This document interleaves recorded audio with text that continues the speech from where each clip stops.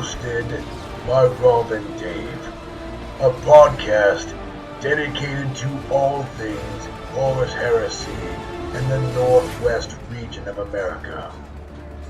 Please stay tuned for the next transmission.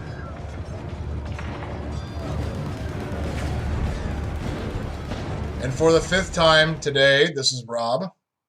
And for the third time today, this is Dave. And we finally have our master volume fixed, so we're good. Now we can record. Hi, Dave. Yep. How are you doing today, Rob?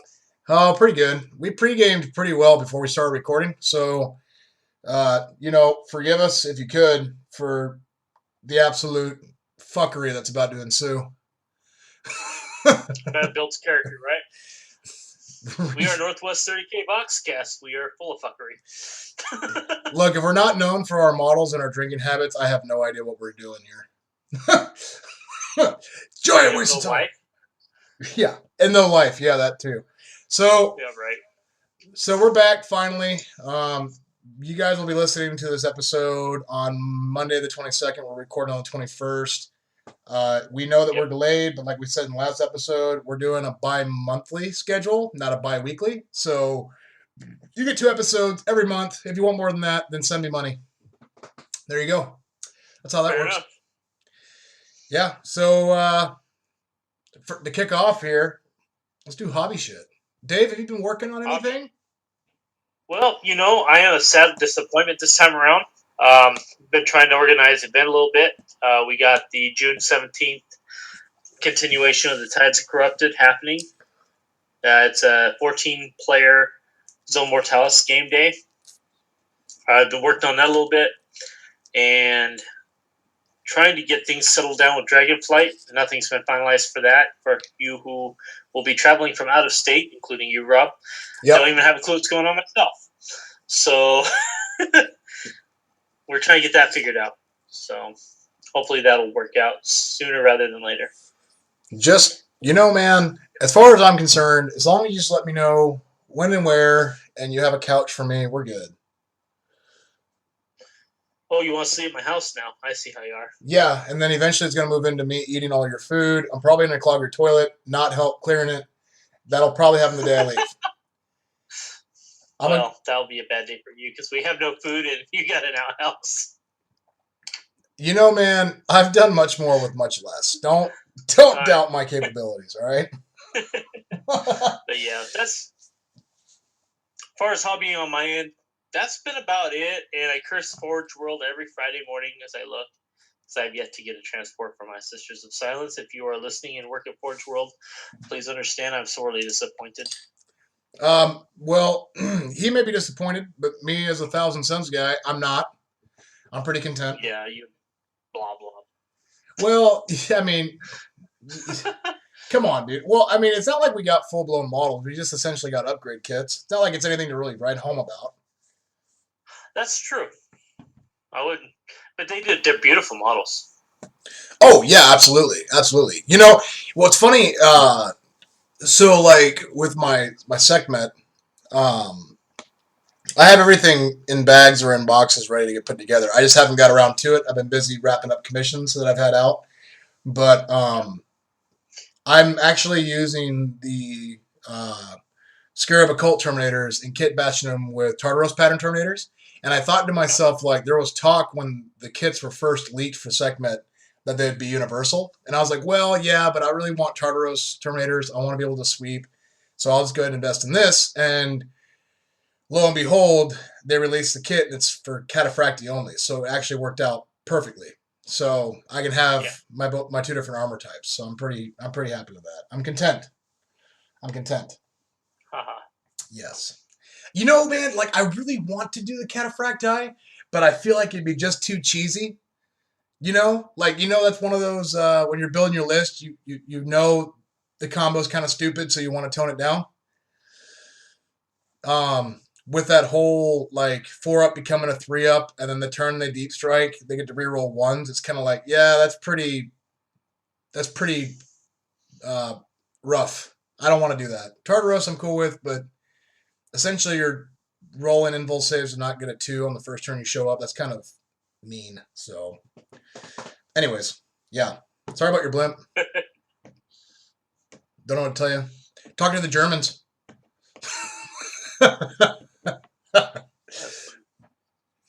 Right on. That's it? You just gonna go quiet? Yeah, no, I just I have no response to that. Like, okay. Well, all I can say for Hobby I'm not Park. witty today. Well, step it up, dude. We just I started. know, right?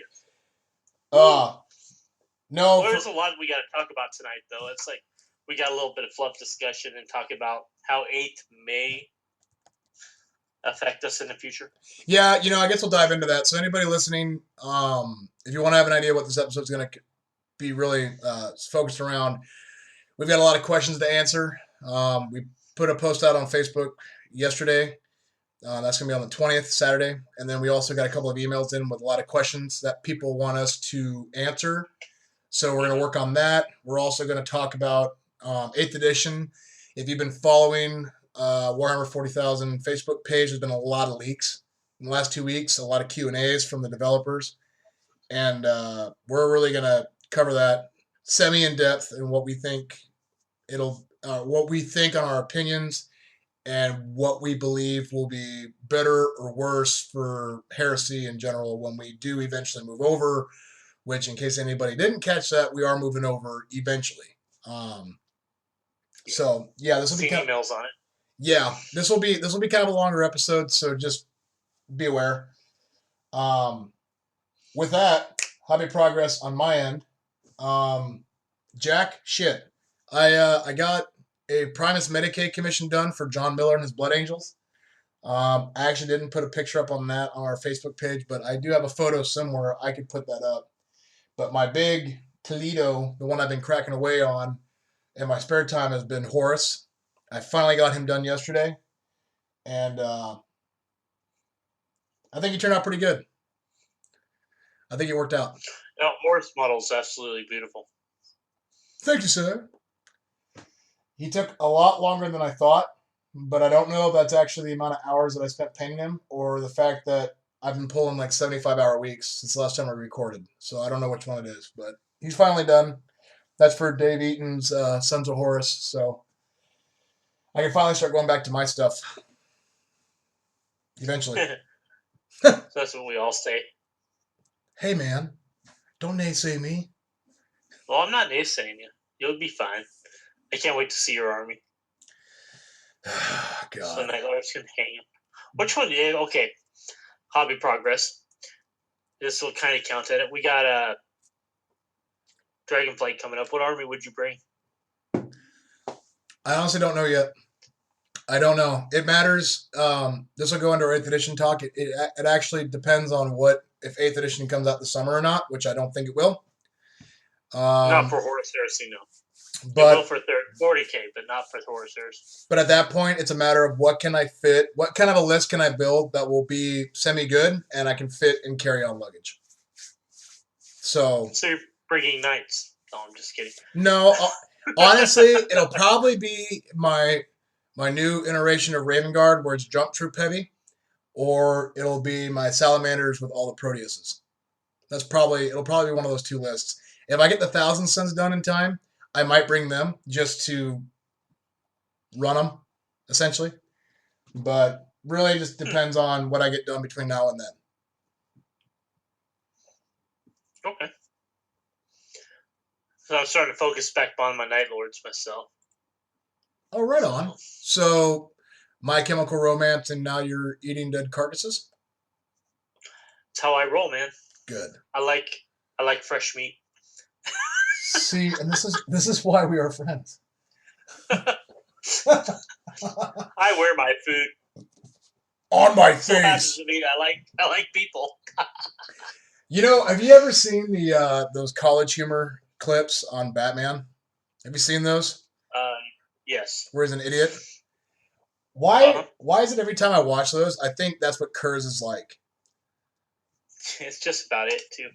Dude's a whack job. Well, dude, like, if you read him in the books, he's always just like, he tries, they try to write him as like this, like, conniving evil dude, but whenever he talks, he's just like, hey, Gordon, Where'd you go? Somebody else. Oh, hey, you're back. Hi. You know, it's just, I don't know.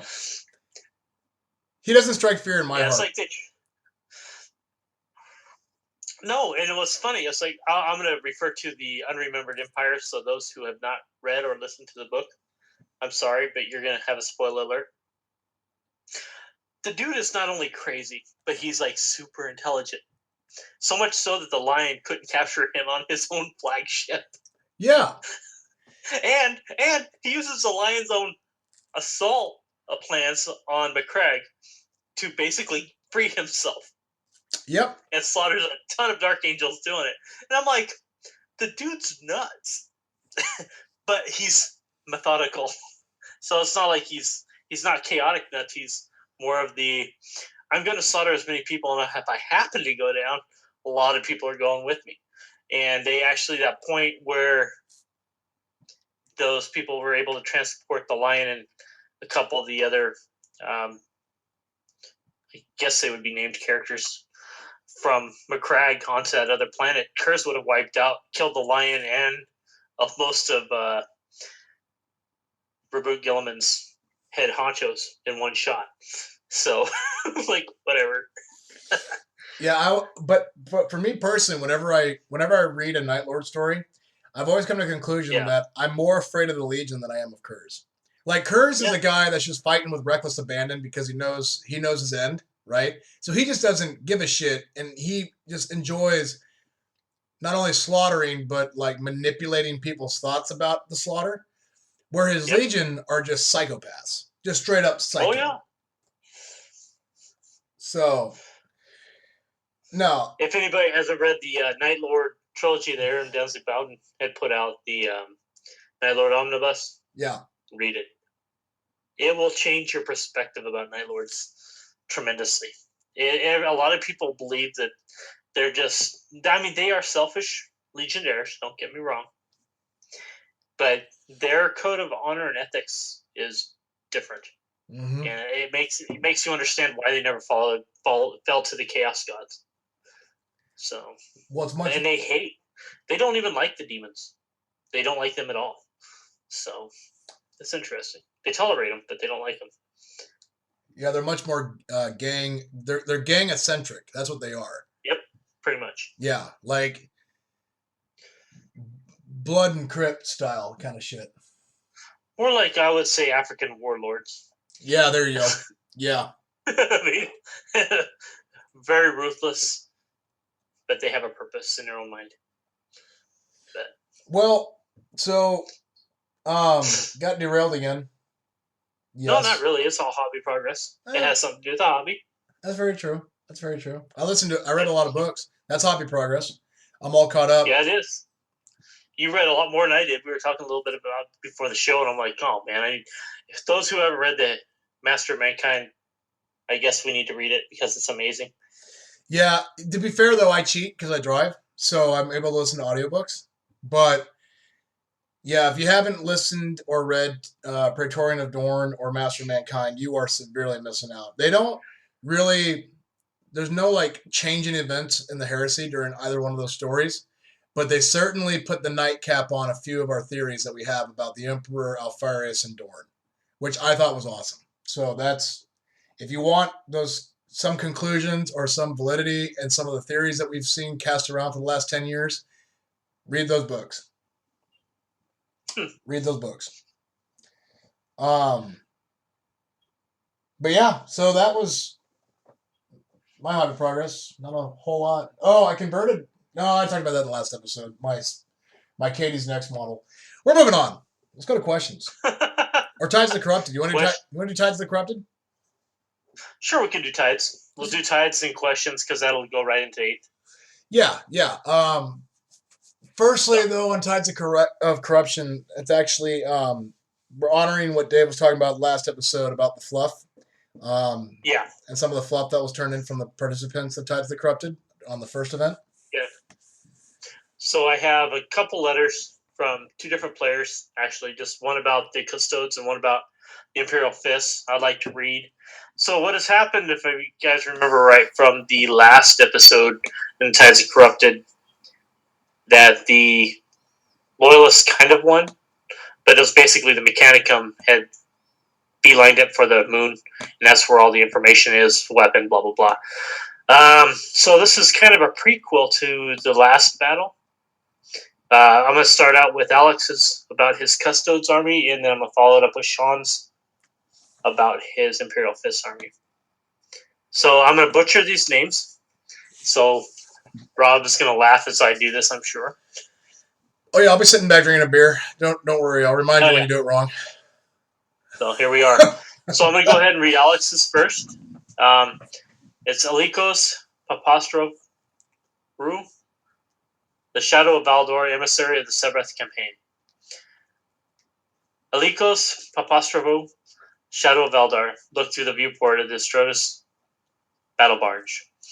The spear tip of the battle fleet had translated into Severus system and were still dragging themselves back into reality. Tugging tendrils of unreality still pulling from the hull of the ships as if unwillingly pushed back by some unseen flame. Before him was the target for his first task. Already dressed in his full Custodes battle armor in anticipation of this combat alarms, had already began to chime to make ready. He assessed his circumstances. So I totally read that wrong. While the bulk of his forces would be committed to the ground assault, he and his emissary force of Custodes would make a teleport attack to the heart of the floating metal behemoth supported by several small forces of Astartes, who would lead the daring attack with Charybdis and assault craft to draw out the foe. Alikos had two tasks to complete his dreary and foreboding. I'm going to reread that. Yeah, Alikos please do. had two tasks to complete in this dreary and foreboding system. Both tasks were both gambles given reason by Regal Dorn and Constantin Baldur. Wait. He had been in the race. Wait, what? Hold on a second. Regal Dorn and Constantin? Constantin? Yep, Constantin. Yep, Constantin okay. Baldur. I just want to make sure that I heard what you said correctly. Continue. I'm sorry. Oh, yeah. Yeah, Regal Dorn. Yep. Actually, he does a fine job on this. He had been in the Great Hall when both the mighty champions of the Emperor had debated this venture. Fourth, Dorn and Baldur had given voice to the benefits and risks of it, and more so the cost if they were wrong about the rumors. He had stood quietly, an unwavering shadow behind the Baldur, for the entire discussion. Finally, Dorn had declared the cost of the rumors being true was too high to afford the allocation of force. It would be the utmost strategic significance to end the threat of Severus system before the Traitus Force pawn could unearth an artifact that would ultimately blink Terra as some ungodly siege weapon. Alikos, now mind you, this is Alex's guy, found it hard to believe that his second task, that such a weapon could have existed, let alone be left dormant for so long in a system like Severus. This thought brought him back to a moment at hand, alarms still chiming as the first of the assault boats had launched. Crimson trails etched the path of the assault boats as they left the first battle barges, and he could see the lance and interceptor fire when the enemies began to stretch out into the black of the void. If his first task, his prey, was indeed amongst the force of the wicked descent, it would be an essential that his quarry find his end in the dark, forsaken system. Alikos, that shadow of Valdor, turned from the viewport and made way to the teleportation embarkation deck, passing through his fellow custodes, which fell in a step behind him as he walked with confident purpose through the ramparts of the battle barge. He found it disappointing that such proud warriors had been brought to such duplicity. Even more tragic was his own duplicity, in which those Astartes who considered his role on the mission little more than that of an emissary. Both Dorn and Baldur he had considered unsavory tactic paramount for the success. As the Astartes sent did not fully understand the implications if such a weapon did in fact exist. While his emissary force was known to the Astartes that accompanied him consisted of only 24 custodes. In the void, hidden by advanced technologies, waited. His ship was in full force of custodes. They had arrived days earlier at the edge of the system and now waited like a looming shadow at the edge of the system for Alikos to call them to battle if the weapon was found. To be factual. So that is Alex Popa's story of his guy. And I think it's pretty cool in the respect is that it shows a custodes viewpoint of what's about to happen versus an Astartes. Yeah, absolutely. No, that was very solid work. Yeah. Now, mind you, I apologize as I read it because my English is a little different than most people who are educated. So I probably read that slightly different, but you guys got the story. Yeah, no, we're aware of the Primarch Regal Dorn. We're aware of him. Oh yeah. Yeah. Regal Dorn. Regal. I know. Like when you said that, all I could think about was like that guy that like ate all the hors d'oeuvres at a party, like a barbecue, like for family, like a family reunion. You know, like who ate all the smoky sausages? God damn it, Regal! And now you guys know how I actually, when I read the books, this is how I actually say the words in my head because. This is how I remember names, and I am horrible at remembering names in books. I'm like, that dude did this. Unless you're Talos, I don't care. So, like, whatever. I couldn't, dude. I had to fight back. Bellowing out when you said Regal. I was just like, yeah. Regal's the guy that, like, when he was a kid growing up, he'd always drop his bicycle behind his dad's truck, and he'd get run over in the morning. God damn it, Regal! I just bought you that bike. Sorry, Dad. I'm gonna go make a fort. How did you say it? I'm gonna go make a fort in the little living room. God damn it, Regal! Why can't you be more like your brother, Sanguinius? Hey, Sanguinius. It's Rogel. Regal is spelled just like that. It's Rogel. Now, how do they sound? Rogel. Whatever. Well, he spelled it wrong because I said it how he spelled Rogel Dorn. That's amazing. So Rogel Dorn. And we lost our shit. Exactly 662 seconds into the show, we lost all composure. No, but it was a good story, though. Like, no, dude. Very good writing. He did a really good job on that. I really enjoyed it. So. Right on. So anyway, Rogel Dorn. And it's funny because I see Regal, and I'm like, that doesn't sound right, but I'm gonna keep reading whatever. Oh, I thought that was literally you with your accent. I didn't realize that's how he spelt it. That's why I was like, Dave, what do you like? I have so many questions to ask you. Like, how do you pronounce everybody else's names? Please don't tell me Please tell me you don't call him the MP Roar. God. Yeah. So anybody may laugh at me. This is my disclosure about why I speak the way I do. My family is a mutt of America. And my first language was actually Spanish. Now, if you ask me if I speak Spanish, no, I do not. However, that does influence on how I talk. Oh my God, I have so many. When we go off air, we're going to have a conversation. This is going to be hilarious. So, and then my grandparents were from the South, and so was my mom. So I not only you mix the Spanish on how you word things, and then English on top instead of the Spanish words, and throw an accent on top of it, and you will have how I speak. The fact alone, and it has been a horrible experience in my entire life because people pick fun of me. Yeah, I call it hickish. The fact that you have a Canadian French last name and your first language and the first language you learned was Spanish. Like that alone, I'm in awe. Oh yeah. And so I don't speak other languages because my mind actually goes to those languages, and I can't speak English, so I'm pretty much hosed. So, God, we're gonna have so much fun this year. No, we're not. No, we are. Anyway, no, mind you, I know bits and pieces of 5 different languages. So it's like speaking English to me is not as easy as it sounds, and reading it is even funnier. Knowing this, we're changing the intro of the show. I'm gonna write you a dialogue that I want you to say, and I hate you.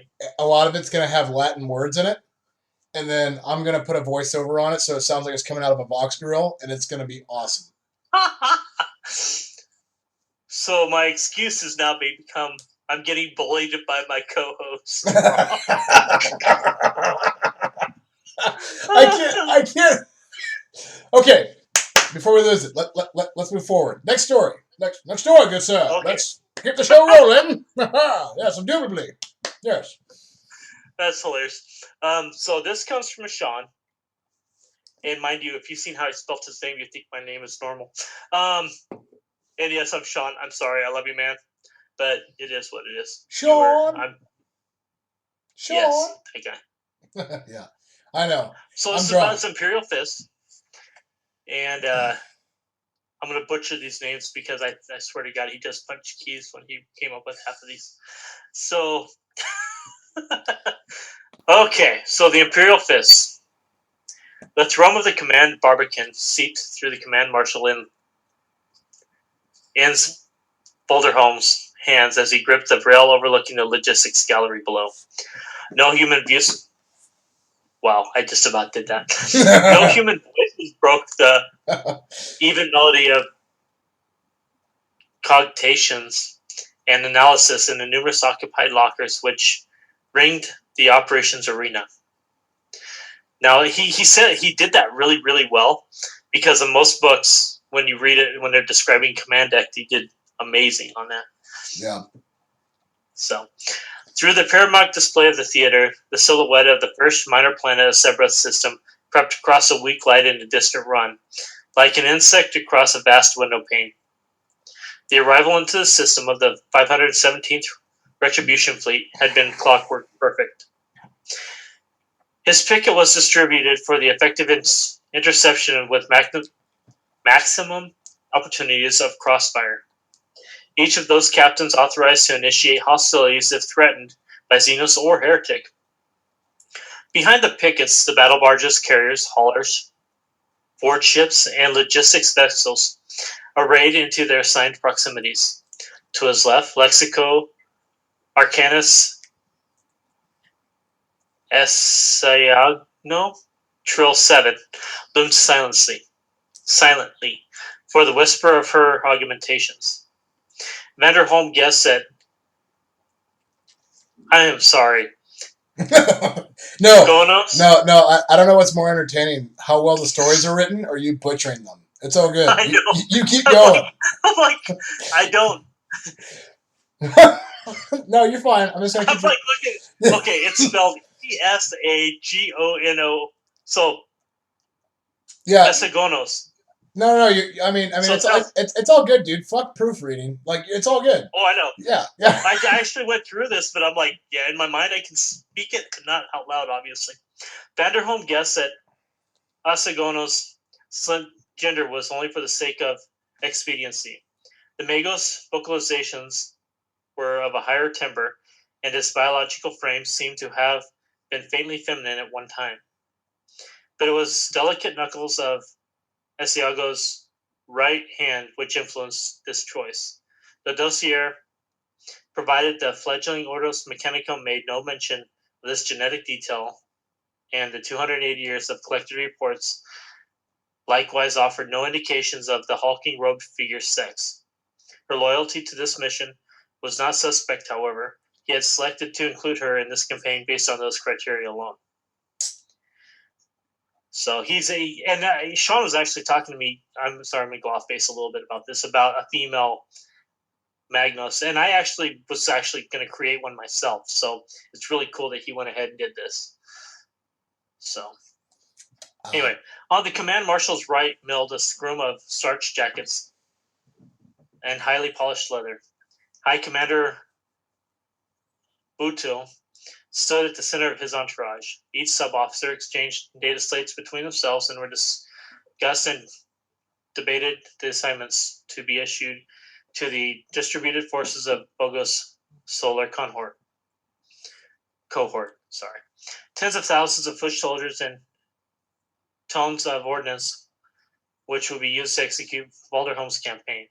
The traditional appellant of Marshal Solar had been stripped from him as soon as he had been assigned to the 517th Retribution Fleet. The new title of High Commander Solar bestowed upon him in his place. There will be one marshal in my fleet, High Commander, is how Walderham had greeted him, and that's how it was to be. Balto still chafed at his abruptness. Below the logistics gallery placed Lord Admiral Zedimos to engage in the precise assignments of the hundreds of vessels under his chirography to attend the meeting of the battlement far above him. Lord Marshal Vendome took one last sweeping assessment of the forces displayed before him and allowed himself a very slight smile of satisfaction. Every stone in his place, he silently assured himself before turning the great figure whom he anticipated would arrive momentarily. From down the long vestibule, the armored and cloaked figure of Centurion Abal Byrne approached, his stride strong and his eyes scanning the displays and screens of the Barbican, drinking in the tactical data displayed across the theater. He entered the mezzanine as he approached his praetor. At Byrne's side, he wore the weapon which Ames Vanderholm himself had built for him, as a gesture of his ascension to the rank of Centurion. The barrel of his bolter and underslung multi-gun were clean and adorned. Every remaining centimeter outside of those was inscribed intricately with the events which had earned for Abal Byrne his command. These men had fought together for decades, and Byrne had never once faltered in his service to Vanderholm's will. Now he stood before the High Marshal once and executed a sharp salute with his armored left fist ringing against the center of his polished chest plate. We have arrived at Sebrethdal. We have been tasked with taking control of an orbital base so that our Legion brothers may cleanse the planet surface without undue distraction. You are my delegates. By the blood of Dorn, we shall topple the folly that has erected. By the Emperor's will, his truth will extinguish all doubt. Without High Marshal Heinz Vanderholm handed the gaslight of Delegus Coastal Abundon, and so began the ebbing of the tides of the corrupted. Nice.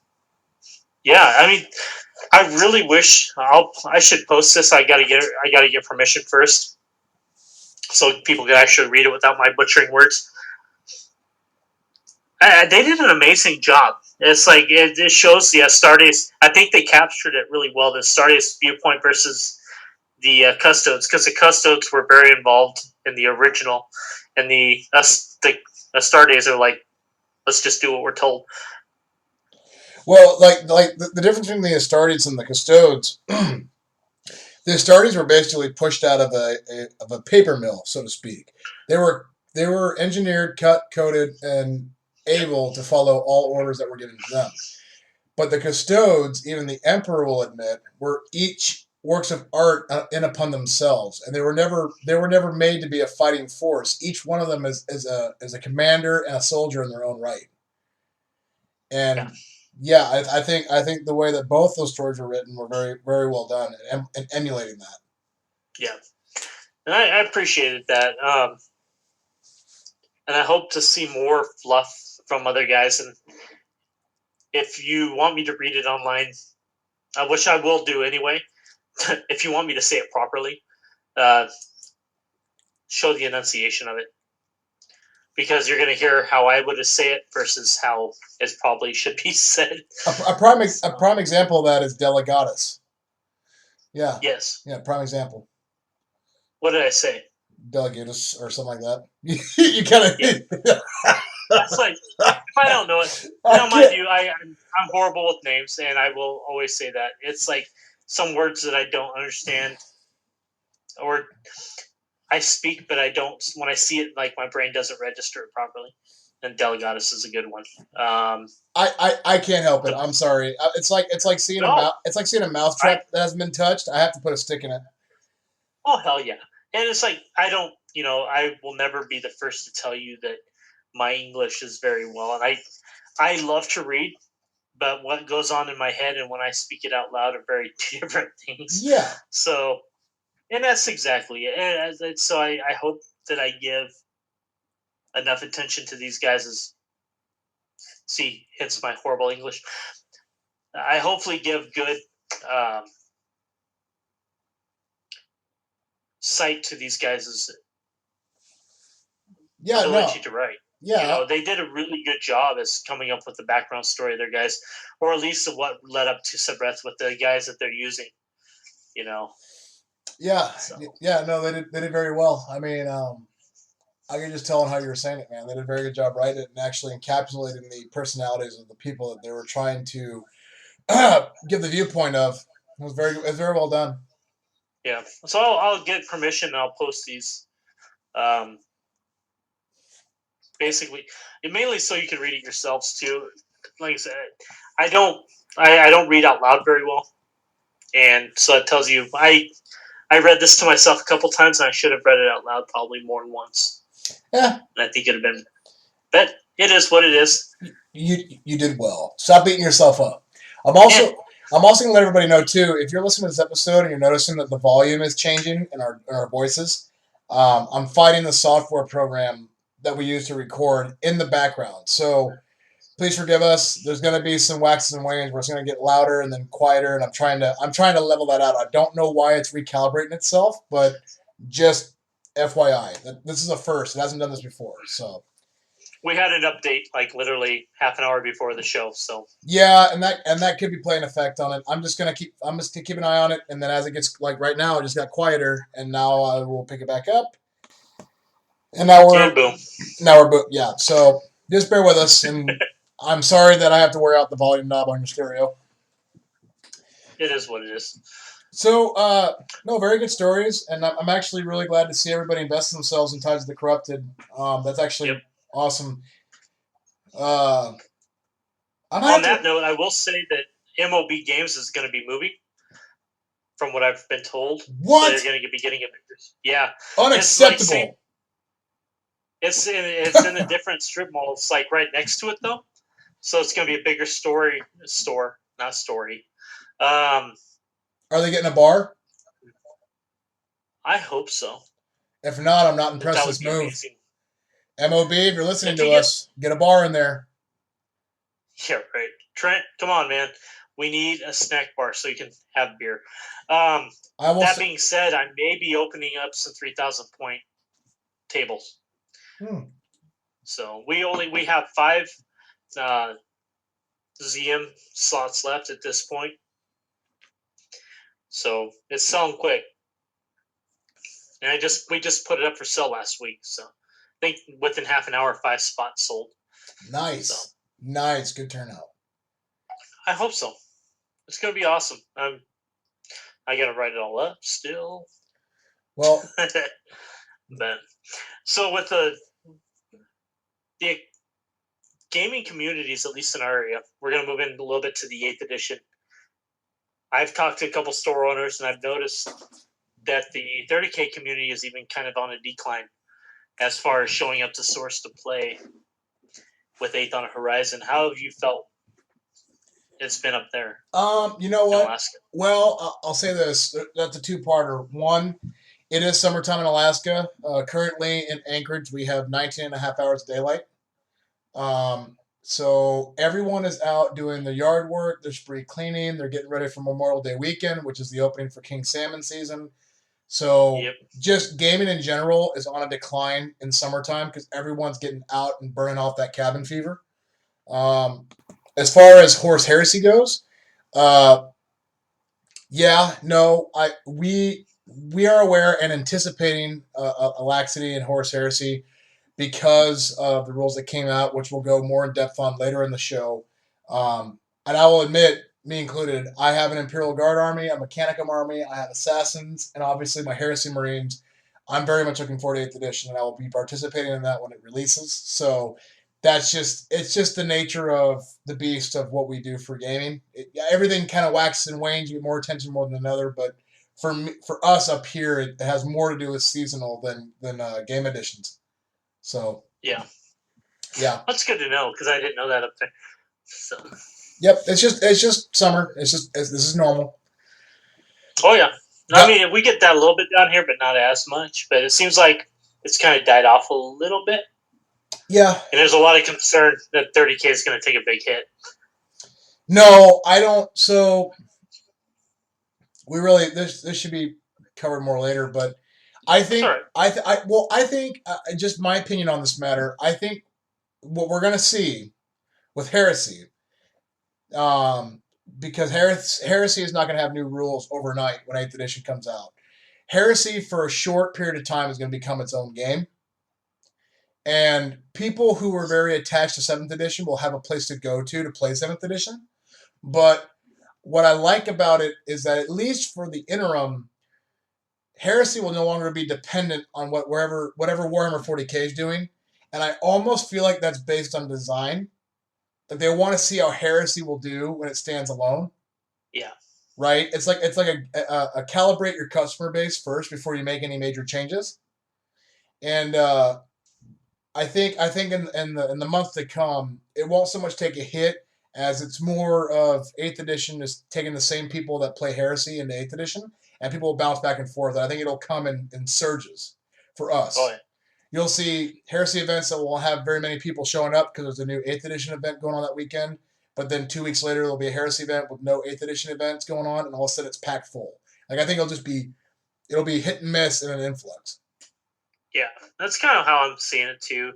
Because I noticed a lot of guys that are playing Horus Heresy also came from 40k, and with this new rule set that they're releasing over a period of time is amazing. Now, mind you, I am pro 8th edition, so I really am digging some of the rules. Absolutely.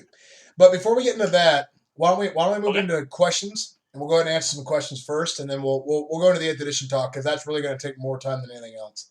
Really. Okay. So with that, let's go off of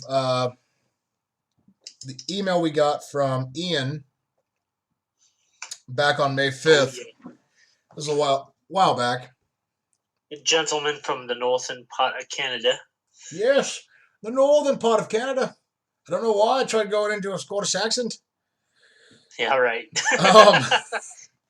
So hey, remember, it's all about the story. yeah, Gatus. So Ian's actually got quite a few questions, but we'll go ahead and read off his email for him. Okay. Ian writes, "Howdy, gentlemen. I wanted to send a letter into here your thoughts on some new 8th and just to say hi. First, though, obligatory butt kissing. Hey, man, it's 2017. I'm all about the butt kissing. Hell yeah. I'll take it. He writes, I like the show and enjoy your individual takes on it and just your personalities in general. Well, thank you, dude. Dave likes whiskey. I appreciate that, Ian. Yeah, absolutely. Oh, yeah. Dave likes whiskey, and Dave gets more chatty as he drinks. Rob, you got a great handle on the rules and the game in general. Thanks, man. I don't think that's true, but I appreciate that. You're more the rules guy than I am. I'm not gonna lie there, and a lot of people pick that up. Is that I can get things rolling, but you seem to know all the details. So. Well, thank you. I didn't even realize that. Yeah. I'm a drunken asshole. He further writes, I respect you both for putting events on. It is an important and often underappreciated role in your respective communities. You're not wrong there, and thank you for noticing that. It does. Appreciate it, bud. Yeah, it's when you run an event, it's not a 30-second deal, and all of a sudden you have an event. It takes a lot of work. I really wish it was. I'm not gonna lie. Yeah. He also says, Rob, you play the mighty 18th, as do I. I feel sorry for the other legions not being as cool as ours. Those poor bastards. You're correct.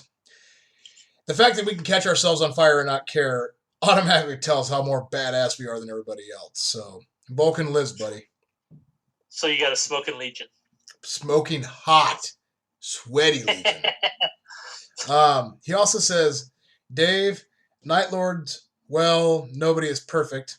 Just kidding. I enjoyed our game in vague ass. He hyphenated it, vague ass. And actually haven't played a single game since ours. Mostly due to burnout, hence a month off. Pretty standard for me.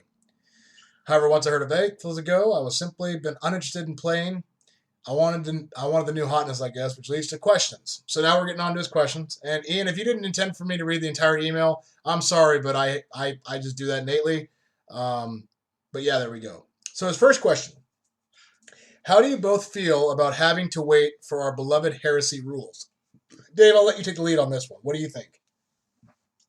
Well, considering I have pretty much all but the fourth and the third and fourth book. I basically have all the rules up to date. I'm guessing you're assuming 8th edition is what you're talking about. And that being said, I'm not. I don't have any feelings. I would like to see how it pans out in 40K first, because there's a lot more loopholes in 40K than 30K by far.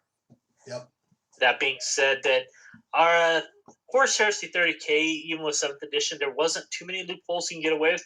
Mind you, that some of the rights of war with the loopholes, quote unquote, you can do some pretty crazy and outrageous things. But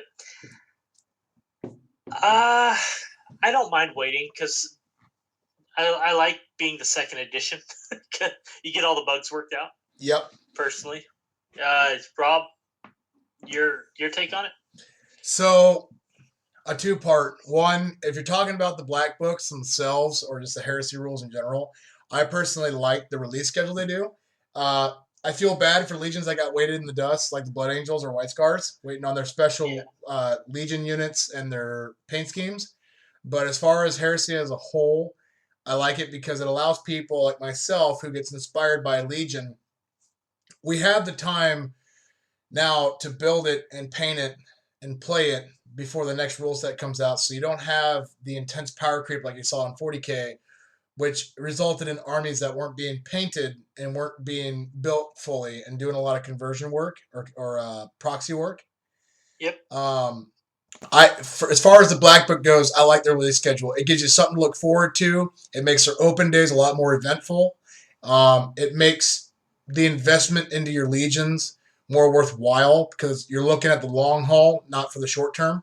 So in that regard, I like it. Talking about 8th edition, I actually hope it takes a long time for us to go to 8th edition because I like the idea of Heresy being a second or an alternative game set. I like it being a standalone, and I like it being a different flavor.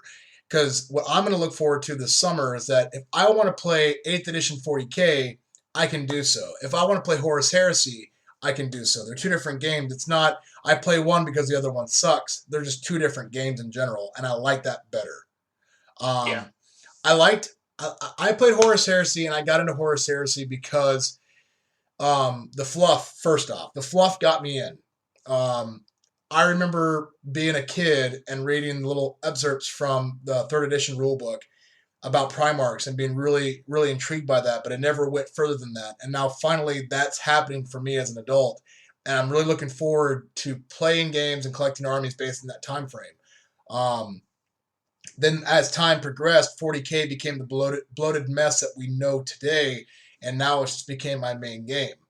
I have noticed so a lot of people come to Heresy not because of the fluff or because of the models, but because they got tired of 40K but want to play with that rule set. The core rules they liked. The inflation of the formations and the poor rules writing for the codexes is what brought them to the Heresy. And not that that's a bad thing, and everyone has their own reason for playing a game the way they do. But I feel that the Heresy group is more of a genuine group, and we genuinely like everything about the Heresy. That's where the fluffy armies and stuff come from. And a lot of where you find the spam or min-max list come from people recently coming from 40K wanting to play with the rules, but not wanting to follow up with having 15 rulebooks to play their army. And so Heresy is like their middle ground. So the fact that we're going to be a standalone game, I like that more because I feel like we're gonna interest a lot more people into the Heresy aesthetic more than the Heresy game. So that's my take on that one. And Rob obviously thought about that a lot more than I did. Well, I mean, it's just that's just my opinion on it. No, it's a good one. I'm not disagreeing with you at all. So moving on to the second question. I hope that answered it for you, Ian. And if it didn't, well then send me cookies because I'm a fat kid. Question number 2: how long would you consider too long? So, man, we didn't really we don't have a context on that. So I think you add 3 into that one. Ask the third question. We can do an easier 2-part, I think. Yeah, I agree because I'm just like, are we talking like sub sandwiches, penises? Like, what are we talking about exactly? And how too long is too long? So on the third question, he goes, would you be annoyed if it took over 6 months? I honestly, personally feel it's going to come out with the 8th book. I believe we're going to have a red book supplement with the 8th black book if we, as Horus Heresy players, go into the 8th edition. So that's my personal take. I will counter you on that. I believe Angelus is going to come out with 7th edition rules. And that the 8th edition wrap up is going to be at the Horus Heresy Weekender in May of next year. That's what I think. That's my opinion. Yeah, I could see that to a point, but February with their Warhammer big deal that they always have every year, I don't know, man. That would be more prudent, only because it's released in. So basically, Ian, it's hard to tell when everything will happen. Would I be annoyed? Would I personally be annoyed if it took over 6 months? No, I would not. What do I consider to be too long for either new rules to be added or for us to change over to 8th edition? Anything more than a calendar year, I think, is too long.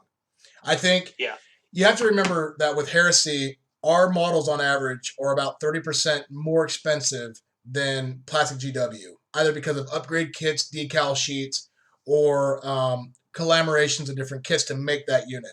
So I think having an overnight change, and even that being said, a 3-month leadway to change would be more devastatingly reactional of a response from the majority of the gaming group than it would be if it took longer. Because then at least people would have time to play 8th edition, get familiar with it, and then merge their legions into it. If they did it overnight or did it quickly, a lot of people who, like us, have spent thousands of dollars on the legions would be very offended and affronted by it.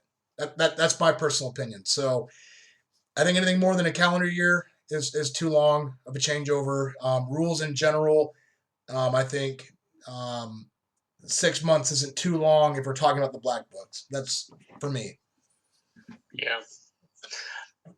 So like I said, I'm gonna stick with the whole. It's coming out with book 8. I think that would be, and mind you, it's a numbers thing. It's like 8th edition with the 8th book. Ha ha ha. So yeah. It is what it is. So that kind of leads into his next question. Question number 4. How do you feel about the change in general? I love it. Yeah, I love it. But I think the best way to explain the change, as far as everybody in the Heresy group, the best way to look at it, it's kind of like moving.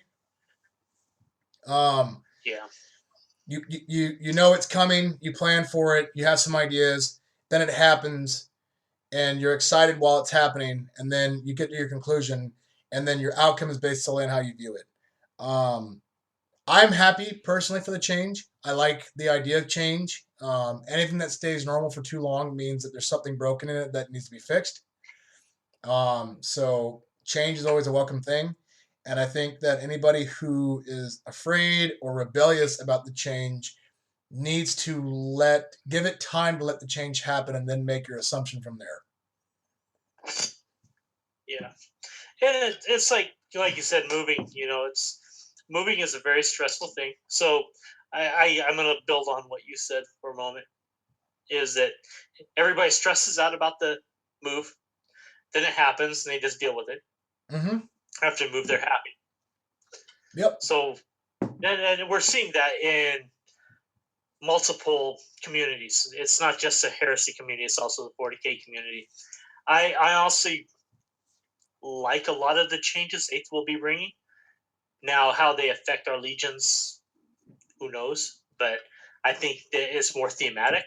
Yep. And personally, I prefer that. I would love to see some amazing thematic armies and not gray models, even for 40K. I like people who play the game for fluff, I guess. Fluff fact, they enjoy the hobby. But it's not just about slaughtering your opponent. Agreed. So I think it's my opinion is it seems like the rules are really pushing for a themed army, and I like that personally. That's what 30K is all about, and I think they're trying to push that into 40K a little bit. Now, mind you, the models are still badass. I'm not going to lie. After seeing on how many hull points a knight will have and all that, it's going to be amazing. Agreed. That leads into his fifth question. Do you think you would continue playing if Forge World kept the 7th edition rules indefinitely, but simply tweak the rules? Unlikely but possible. They could do that to buy time to overhaul everything. Yeah, I think we already have hammered that in the stone. We're sticking with Heresy regardless of where it goes. I played the Legions because I personally played the Legions because of fluff. I love all 3 of the Legions that I've chosen.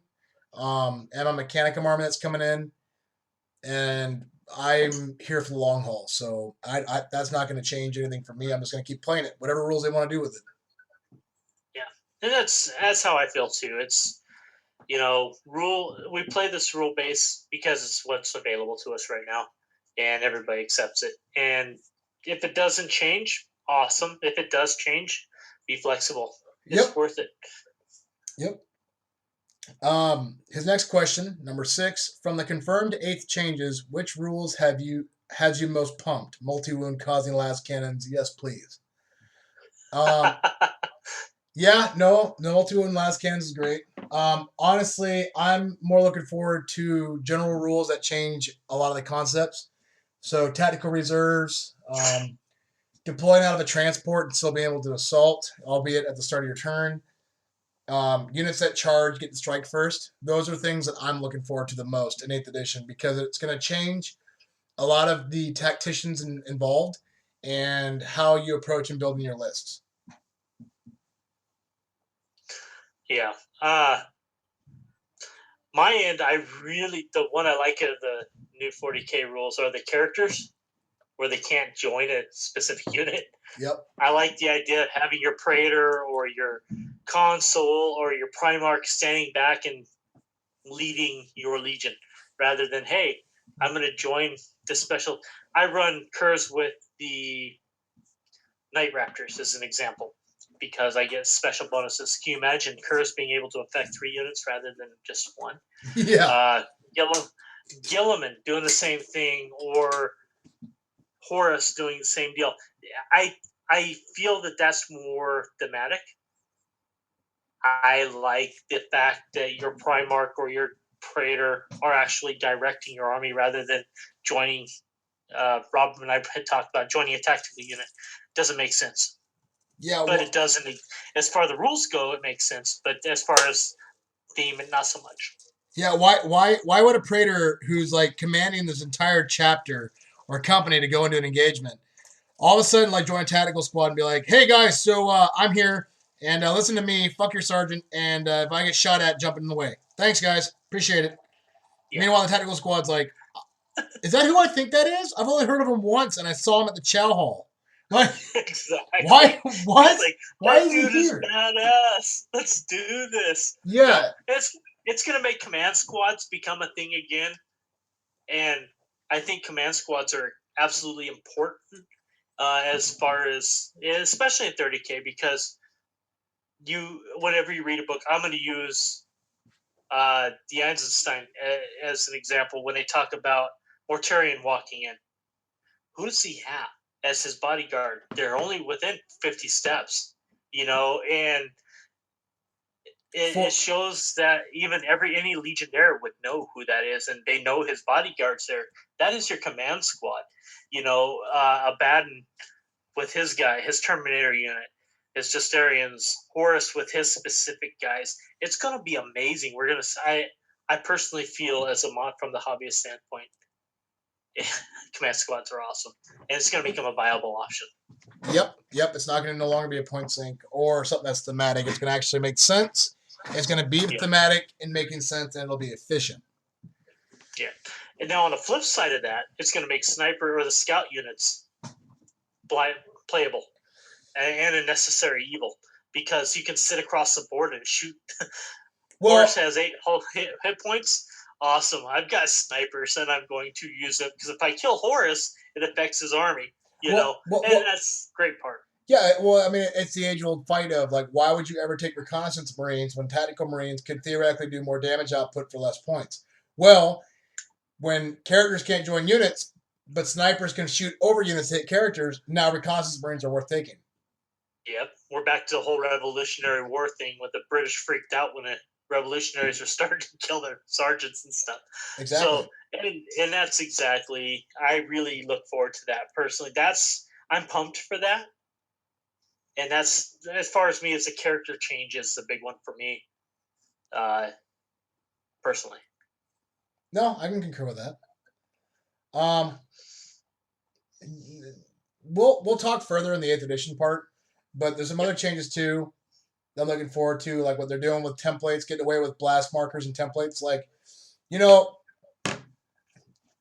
whether you play Heresy or 40K, any way you can remove a ability or capability of having an argument is always good in my book. And yeah, I play Salamanders and I like my Flamer templates, but the change for Flamer templates just being D6 wounds, I'm okay with, because it also means that I don't have to sacrifice my Flamer guy out in front of my tactical squad or tactical support squad or combi Flamer out in front. I don't have to do that anymore. So yeah, I think it's better overall, and it's going to make, although you may miss out on my one Flamer template hit 9 guys scenarios, it's going to make the overall game and experience better, and I'm all for it. So his next question is, how long do you think it will take the tournament players to break the game to the point where we only see optimal lists, which unfortunately will bleed over to Heresy? You both saw the LVO. The power gaming is real.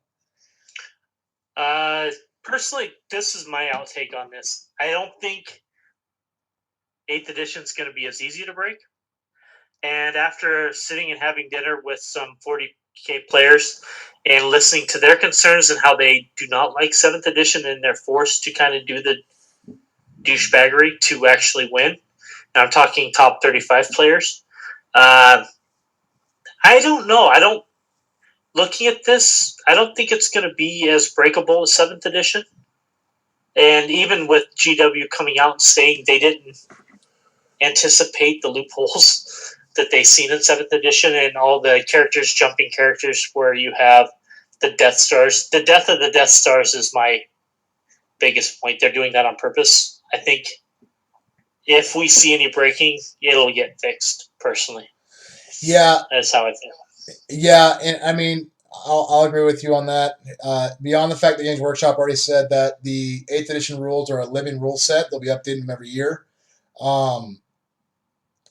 I think that what we're about to get into is not the age of breaking lists, but instead people are going to be aware of what each faction's able to do. I think you're going to see less armies of allies and more armies of theme, but those armies of theme are going to have some really, really incredible counters to things you're going to bring. So I don't think the game will ever have a broken list, but just every faction is going to be really strong at doing a particular thing, and you'll have to be very aware of that. And you're going to have some games where you're going to get completely smoked because you can't prepare for all outcomes. But I think 8th edition in general is a game of counters. Everything has a counter now. Everything. Yep, I agree with you on that. And I'm really looking forward to it because when this was written, we've had 7 or 8 releases since then. And I'm getting stoked, personally, about the close combat and the assault phases and whatnot. And I think it's changing.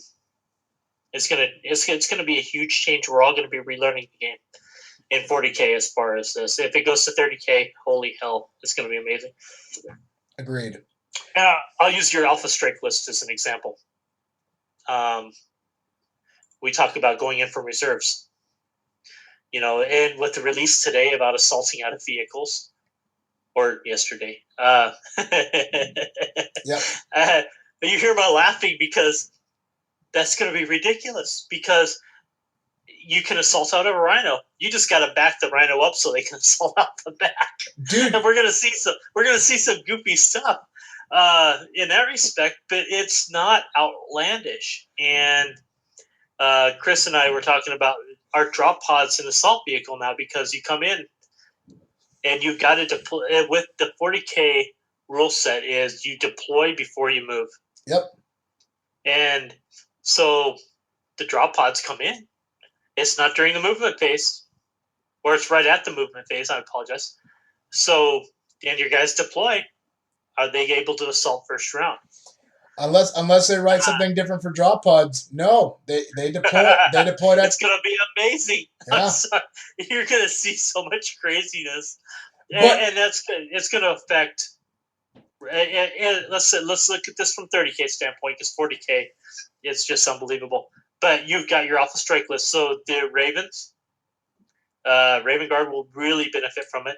The Blood Angels will benefit from it because they can already come in first round. It's just any orbital assault is going to be maximized for assault. Yeah, I love it. I like that because it's thematic. It's like boom in your face, war is on. Yep, and I mean, there's still a lot of things we got left out in the open. I mean, drop pods in 40K were always considered to have arrived from Deep Strike at cruising speed. So who knows how they're going to convert that over to 8th edition, if cruising speed is going to be considered like you moved already. But if they don't, my God, things are going to change. It's going to be amazing. Oh, yeah. I think it's going to make the game faster. It's going to be what it's all about. It's strategy, but also if you play a defense-based army, I'm going to touch a little bit on 40K, so forgive me. Necrons, in my opinion, are more of a defensive army in this respect because they got the Night Size. They don't really have deep strikers as far as the drop pod assault. So you would set up your armies as a Necron player in a more defensive, to where they can't drop that drop pod assault right in the middle of your army. So it's going to make strategy completely different. I think it's going to be amazing. From a 30K standpoint, I play a salty army. I'm going to have to really think defensively now because I don't use drop pods. And those who do, it really gives an advantage. And that's what it's all about. Absolutely. So next question, he asks, have you considered using the Centurion rules from those Aussie dickbads at Eye of Horus? They seem right up your alley, Dave. I have.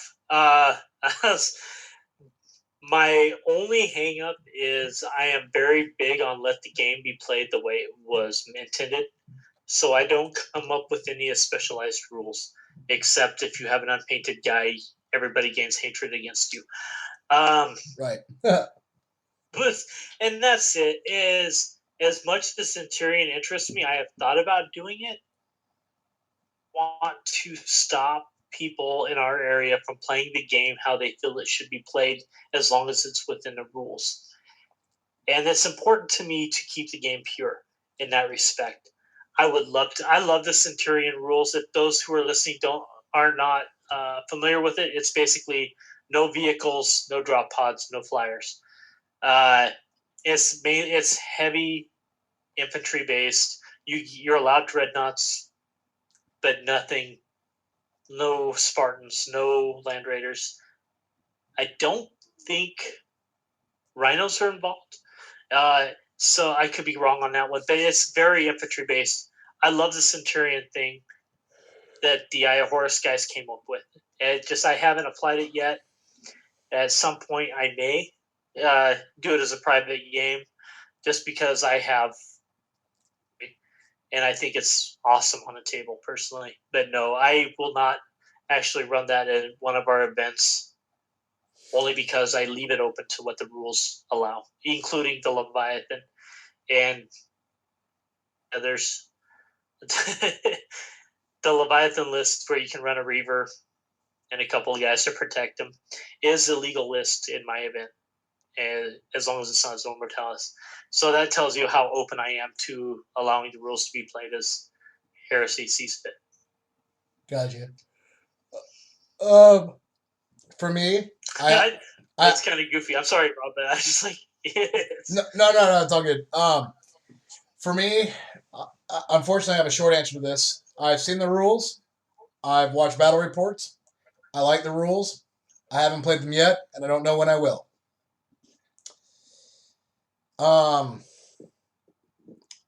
Last question, number 10. This one is for Rob specifically. Skip 9. Oh, yeah, skip 9 I did. Sorry. I scrolled down. Drunk. Which unit in the Heresy could you see going through the largest change? Primarchs, obviously, but what line unit could you see changing drastically? I'll go ahead and answer this one. Okay. First one's going to be all troop options are going to have are going to be worth their points and are viably contrasted to each other. Assault squads are now all of a sudden really worth their points and worth bringing. Sniper squads are worth bringing as well to take out characters. Um, Not just that, but I think heavy support squads all of a sudden have gotten a lot better with like multi-win las cannons, for example. I also see dreadnought variants like the Leviathan being even bigger of a change. I think they're going to be hardier than they are now, believe it or not. But I would have to say that out of line units, I think just the troop section in general, you will no longer have legions where it's better for me to bring assault squads than anything else, or it's better for me to bring tactical squads than anything else, or it's better for me to bring breachers than anything else. No, I think all legions now across the board, all troop sections are going to be worth bringing for their own reasons. Yeah. I honestly think if you look at what's been released, again, since this has been emailed to us, I think the troops that are going to benefit the most from most of this are the tactical units because the chain swords and the power swords, with the rules being raised and the assault phase with them, it's going to be amazing. Yep. Because every tactical unit, if you pay the 2 points, now mind you, I'm going by the point faction versus what 8th is. I don't know what their points are. I would, you give them a chainsword, it gives you a +1 attack right off the bat, on top of everything else. So you're going to be hitting a lot. Yep. But I will say this though too. So here's a contrast between a tactical squad and an assault squad. Mm-hmm. A tactical squad, if they keep them the way they are, where they have bolter, bolt pistol, and you add a chainsword to them, become better as far as damage output goes than an assault marine squad. But in order for them to make that use, you have to pay the points for a transport. With that transport, it does give them a shield for Overwatch if the transport charges the same unit that they charge. Mm-hmm. What becomes a negative to that is that they have to deploy out of the Rhino before they charge, which means that if your opponent's wise enough to see what that tactical squad's doing, could focus all fire and take out that Rhino. Then, if they did that, all of a sudden the assault squad became better than the tactical squad because the assault squad has the mobility that a tactical squad would have inside of a transport, but they're also able to fire the full effect of their pistols for at least another shooting phase prior to charging. Will they be more vulnerable for Overwatch? Yes, they will. But will they have more damage output? Of course, because of their mobility, their innate ability for movement. So yeah, I think assault squads and tactical squads will be compared on an even level. It's more of a matter of how do you want to play them. And then in contrast to that, your breachers and recon marines will be on the same parallel as well. Because your recon marines will be hyper offensive in the regards of infiltrate and taking out character units. Where your breachers, I'm sure they'll put a rule in there somehow where their breacher shields will affect this. They'll become a hyper defensive unit. Yeah. So that's true. I think, like I said, it gives you very good troop options for sure. Yeah. Yeah, absolutely. Totally. I just kind of walked over you on that one too. My bad. No, don't be. It's like that's the whole point of these questions. So his last question, this one is for Rob specifically. Do the typos in Book 7 make any actual difference in rules interpretation? So much whining about my typos from whiners, but you ain't a whiner, so I wanted a real opinion if possible. In most cases, no. In some cases, yes. Some of the typos, like the Sekhmet, for example, essentially where they grow a third arm for adding a power fist or a chain fist, or the Sisters of Silence with their Cybolt ammunition. Like, okay, if I cause 15 hits, is it 15 Perils of the Warp? Those are typos, but they're not that big of a deal because you need to apply common sense to them. Obviously, a Marine's not going to grow a third arm, and obviously, no shooting unit's going to cause another unit to have 15 Perils of the Warp results. That'd be ridiculous. Yeah. But there are some typos that are concerning. that I think whining is applicable. A prime example of that is some of the weaponry in the custodes have no stat line. Yeah. They're mentioned, but they have no stat line. That's a big problem because if they at least would reference another weapon that carried the same name, then at least you could go off that previous weapon's stat line and make an educated guess on what it's supposed to do. But the fact that they made up new weapons and there's no stat lines for them causes a lot of problems as far as how to play that weapon. So I think those typos, yes, that is a very big concern. I also think typos such as the Centurion Cap for the Space Wolves, the fact that they didn't go through their special characters and point out if they're a Centurion or not, although minor, could be an issue for list building. Now, I did an FAQ for the Alaskan game scene, and most events, like Days events, just totally see like the red mange guy. Like, yes, that it's obviously a Centurion, he counts, but those are pretty minor, but it could affect list building. So I think the whining is appropriate for those very minute circumstances. But for the entirety of Inferno, those typos are pretty rare. The only ones I can think of is the Space Wolf one. I think there's 2 weapons for the Custodes that don't have a stat line, and then it's the Peltast's character, who's an HQ choice, but they list him as a character, not an independent character. I think those 3 typos are worthy of whining, but the rest are really just a waste of time. Use common sense. So, yeah, thanks for emailing us, Ian, and we appreciate all the feedback. See, and our volume dropped down again. I'm fighting this thing. Yeah, no kidding, right? It's like it's worse than my ex. Jesus. You literally had a bug fly by your mic. I hope you know that. I heard it. I heard its wings.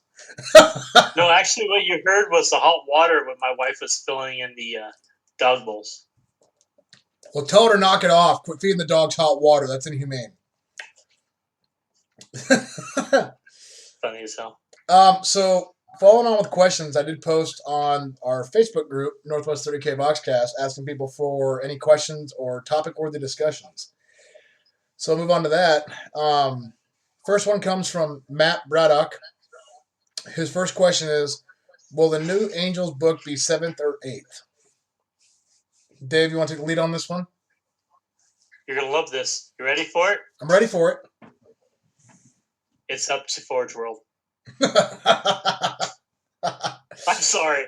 I don't know. I really don't know. Like my theory is it will be 8th. However, it's not up to me. So that being said, it's going to be more likely. I don't know. It's like I would love to read their minds, but I honestly don't know. So I'll have to also agree with you on this and plead the 5th a little bit. It's up to them. They said Angelus was already in development when Inferno was released, but then again, 8th edition has been worked on for 18 months. So who knows? We'll have to wait and see. Yeah. His next question is how to deal with Spartans with flare shields. How do you deal with them, Dave? Oh, well, for one, I avoid them like the plague. And mind you, Matt plays Solar Auxiliary, so he doesn't play normal ranks, which we have easier ways of handling it, whether it be melta bombs or heavier Terminator units. So I handle them with a Terminator unit personally, but I don't play Solar Auxiliary, and I don't know what they would have as a complement to that unit to handle that type of shooting. Because last cannons, they do okay. You still got to roll 6s.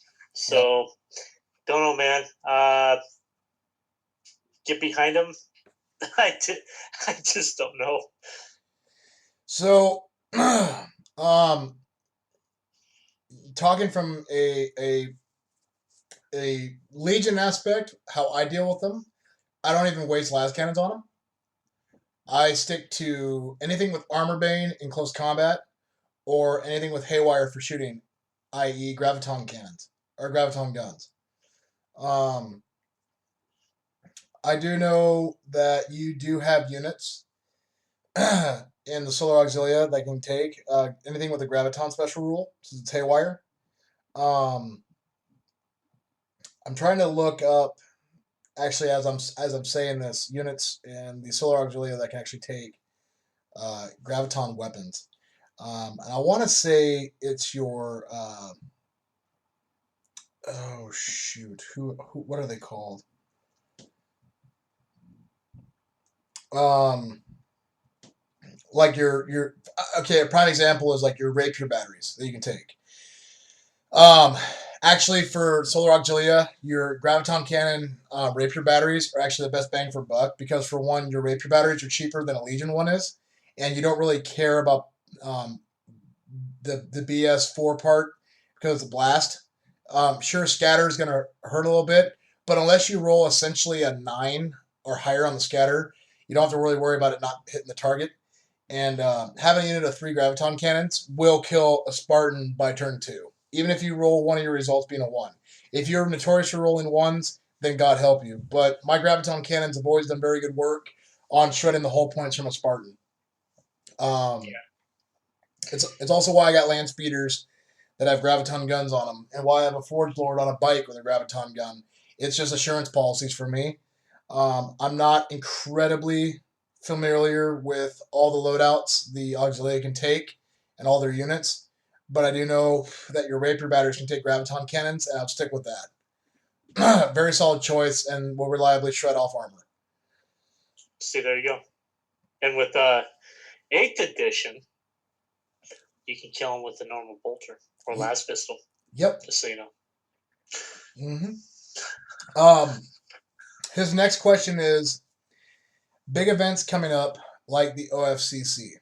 I know for Alaska, the only big events is we have the Fairbanks Heresy event going on at Comic Shop on June 3rd.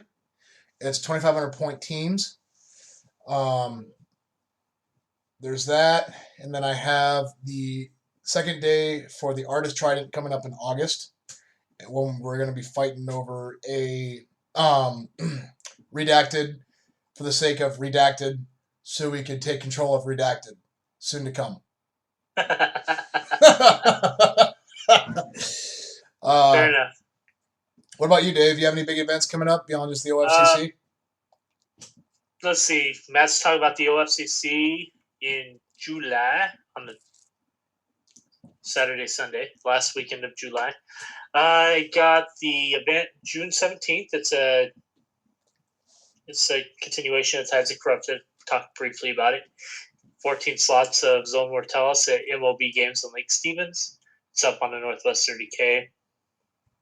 And then Dragonflight, which is just as big as the OFCC, and happening in Bellevue. It's also Northwest 30K event. It's a campaign. I hate this. I'm sorry. I'm not like sounding super enthusiastic. There's a lot more planning on coming about it. It's going to be a big 2-day, maybe event.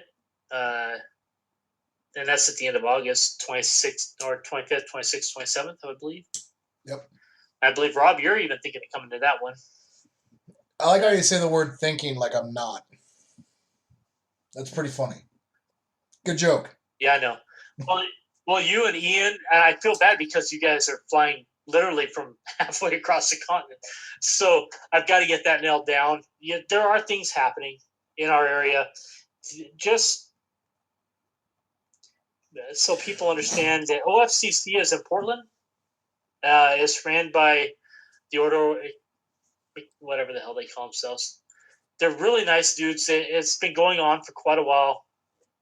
They run a bunch of different events. They're running a 30K event, which Matt and I believe Chris is helping out run that. Support them. We got a lot of guys going down there for that from the Northwest 30K group. I know he's really been pushing hard. He's got several. Let's see. I'm going to just look this up so I don't sound like a complete idiot. He's got 8 Trader and 11 Loyalist spots left. He is doing – no, I say he is Matt because he's the one promoting this. is doing his best to make it Trader versus Loyalist. So if you have opportunity to get down to Portland and play, by all means do it. I'm going to try. My schedule is really full. Unfortunately, I want to go down. Every time I start to buy a ticket, something comes up, and I got to reschedule. So I'm trying to get myself to get down to that. But yeah, as far as that's all that's going on in my area. My area. It sounds selfish. In our area. This is my domain. It is mine. Blaster Master runs Barter Town. Basically it's how I feel right now. Master Blaster is my middle name. It's just so much going on right now. It's ridiculous. Yeah. So as far as for 30K going on area, we have the event June 17th and August 25th through 27th at Dragonflight. After that, I've got to still come up with it. I try to do 2 months out. I know Matt wanted basically us to bring up the OFCC and whatever. I told him I would start promoting it as closer we got, and realistically, it's only 2 months away. So if look into it, there's a link on Northwest 30K Boxcast. Matt's posting in all sorts of groups in the Northwest, so I'm sure if you're not in Northwest, probably not going to come anyway. But if you want information, email me at northwest30k@gmail.com, and I will send you the information. So that being said, summertime is really difficult for the communities because Rob lives in an area where the wintertime is dark and cold. Seattle is dark and cold. It's rainy. So when the sun hits, we're not going to sit around and play games if we can avoid it. We need to get out and get that vitamin D going in our systems. At least in Rob and I's aspect, we are not just table nerds. We are also outdoorsmen in one way or another. Yeah, and I mean it's hard to get people to pin down and be dedicated to spend an entire day on the weekend to be inside when it's sunny out. It is. That's really the hard part. When it's now, mind you, August is a different story, and I say it's because people are so sick and tired of being hot and tired. They like air conditioning at that point. So, at the end of August, you'll see things start to pick up again, and Rob and I start focusing more on the communities and more organized fashion, I guess would be a good way of saying it. Yep, that is accurate. I appreciate that question because I haven't put a ton of effort into the June 17th event. In my opinion, it's 14 players, and I know it sounds like I'm downplaying that because I know some communities have struggles getting more than that. 14 players in our community are really easygoing, and Zone Mortalis is fairly straightforward, so there's not really a whole lot of stuff I have to really worry about. So it makes it easier. I just got to do this storyline. So absolutely, yeah. Thanks for bringing that up, Matt. OFCC end of July down in Portland. Tickets are available. I will actually let me give you it's www.fanaticus.com. You can get tickets there for $50. There's 11 in stock. And I'll also say this too for anybody going to the OFCC. There is a steakhouse / strip club there called the Casa Diablo, and I have been there, and it is awesome. So go. There you go. So you said a steakhouse. It's a combination of the two. So is the steak firm or is it tender? Wait, did you say tender or Tinder? Yes, I said Tinder. That's awesome. Right? And this is coming from somebody who's never been in a strip club in his life, so whatever. There you go. See? You see what I did, Matt? You see what I did there, man? Now people are gonna be like, "Oh, dude, that's awesome! I can just go play Heresy, and then go get a steak and get a lap dance. Perfect." Woo! It's like being in Vegas with topless pancake house. There you go. Like, we so badly wanted to go, but we did not. Bucket Anyway. list checked. So his last question, and I don't even know if this is a question. He just says Custodes Army. So Okay. I will answer that the best way I can. Custodes can be an army. That's correct. Yes. Yes. So Talons of Emperor. I run Sisters out of Talons myself. And the Custodes are not as badass as you think. And here's why. Depending on the situation, in Zone Mortalis, they are power hitters. Imagine a Terminator on steroids. Yeah. The best way I can describe this, I believe for 1,000 points, you get like 10 dudes. Yep. 10 dudes do not do well against 40 dudes. The numbers are against you. And that being said, they are amazing on a 3,000 point tabletop. Don't get me wrong, I'd rather face knights. But so they're very situational. They're power hitters. They imagine if you play 40K, they're like Grey Knights. They have some amazing attributes, but they also have some major drawbacks. And if the player who's doing them is doing it to be cheap because they got plastic custode models, they have none of their tanks, you should do just fine. Their tanks hit like Mack trucks. So if you have to face their tanks, it's another animal. All I can say about Custodes, now mind you, this is before the new rules came out, but my 10-man Dark Fury squad walked through 2 different 5-man squads. One of them with sword and board, and the other one with halberds in combat. Yeah. So they're not as powerful as everybody thinks, but I feel like people get reactionary when they see Custodes, and that's what causes them to lose. Way to Fire will do it. Yeah. Yeah, don't be afraid. Like, power units die to bolter fire, people. Guys, I can't stress that enough. If you are a player who loves big, shiny objects like lots of Leviathans, you're not going to do so well against them because the Custodes can take a Leviathan down. Yep. And a Leviathan can't hit hard enough to kill a unit of Custodes, especially if it's a 10-man unit. It can kill them 3 or 4 at a time, but not as awesome as you would think. So, and you just got to realize what you're playing. It's no different than facing a Mechanicum army, in my book. I think they're actually along the same lines as a Mechanicum army. Yeah, so I agree with that. So, that's our opinion. If you had a more direct question, Matt, just go ahead and please message us or email us at northwest30k@gmail.com. With that, the next question comes from, and I'm sorry if I butcher your last name, but Ryan Dupape. Oh, Dupape. Dupape, thank you. His first question is, favorite heresy story?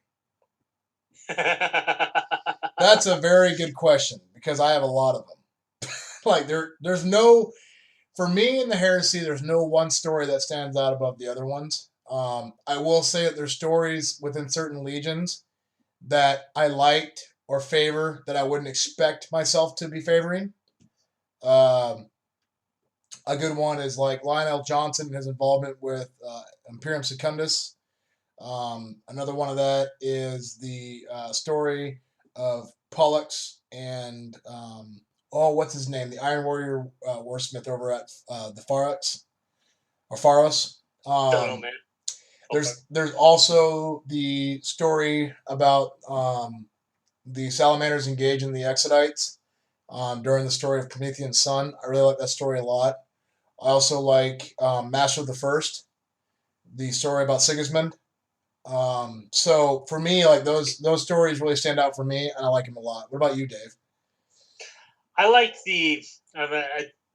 no other way to put it is the oh shit moments that they write into the stories. Example of the Blood Trials or Blood Wars. Blood Wars, yeah. About the Custodes when Regal Dorn tries to get a guy, and the Custode just basically like, nope, I'm taking him. I love those moments where you see a Primarch put in his place as somebody who's not. And or a Primarch sees something so outlandish like an Unremembered Empire. They're like, why didn't you tell me Curse is on your ship?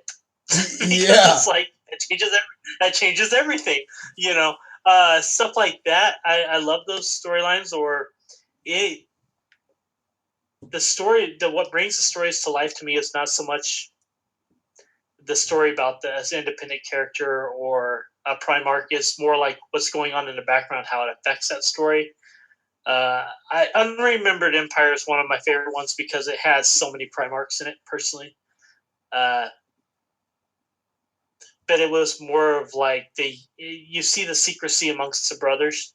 Yeah. And you don't know who's going to go where with what. And that's what I enjoy about the stories the most, personally. If it was my all-time favorite story, is not actually a 30K story, unfortunately. It's a 40K story that refers back to the 30K, is when the moment Curse was killed. So I'm not going to ruin it for you. I'm going to make you look that up yourself, and how the Legion responded to that. Because you see a side of Curse that a lot of stories and a lot of the fluff you read in the red or the black books don't perceive him as being, as somebody who actually cared. Yep. So in that respect, I like the personal. I don't even know how to describe it. I like the personality the authors write into the Primarch who has a bad reputation or a good reputation. Because every Primarch written, you will see good along with the bad. Yep. Regal Dorn. Regal Dorn. Yeah. Regal Dorn. That's going to stick in my head forever now. See? It wasn't his writing, it was you all the time. I know, right? You fool! Dorn is one of my favorite Primarchs because of duty and honor. Yep. I don't play Imperial Fist. I have no plan to, but you see the flaw in his methodical way of dealing with things, and it's sad, but you know how things pan out for him. So I guess it's not just one story; it's how the authors are really putting the emphasis on how human the Primarchs really can be. Yep, and ponytail off that one. Master of Mankind. When you get done reading that book, you'll have a totally different outlook on what the Primarchs are, and what they really are, and what they are to the Emperor. That's all I can say.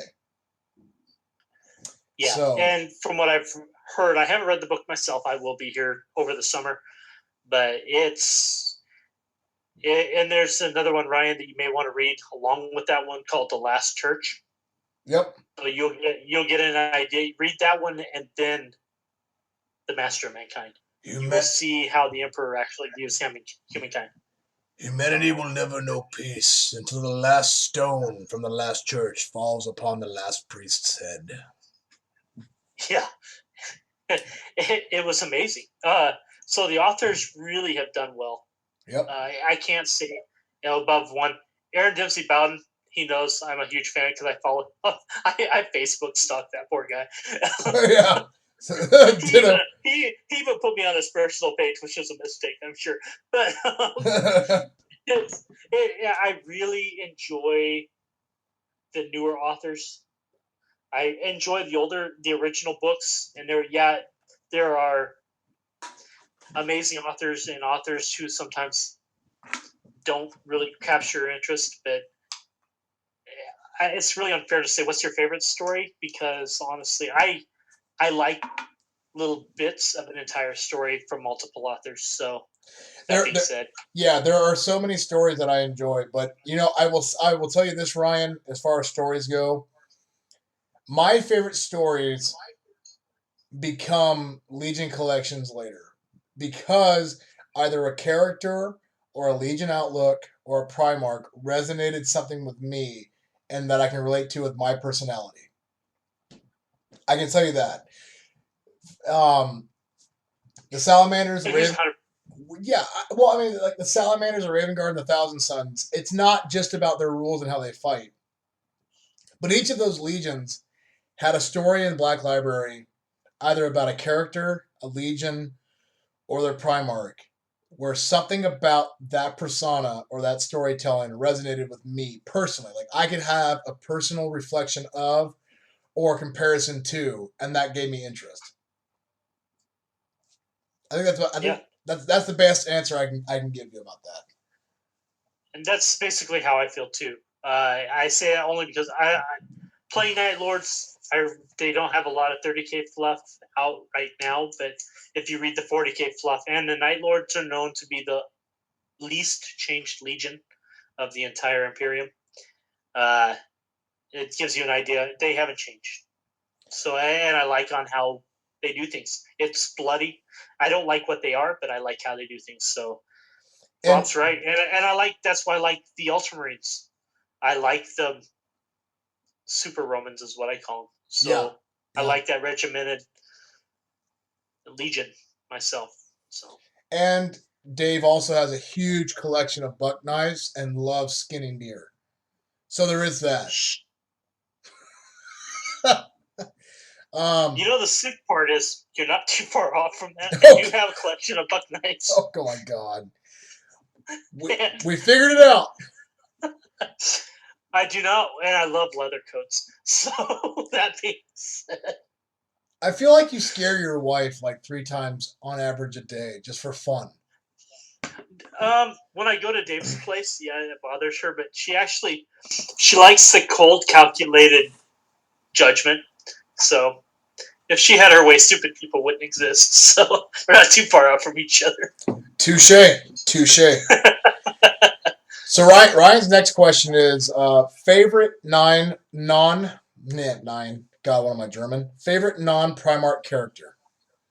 Mine, Shadowkin. Who? Shadowkin. Okay. He, and basically to numb it down, his full name is Nikona Shadowkin. He was a Mordathan that dropped during the drop site massacre in his son 5. He's part of the Raven Guard Legion. Okay. And he survived. Oh, so Night Lords didn't get him. Yeah, fuck you.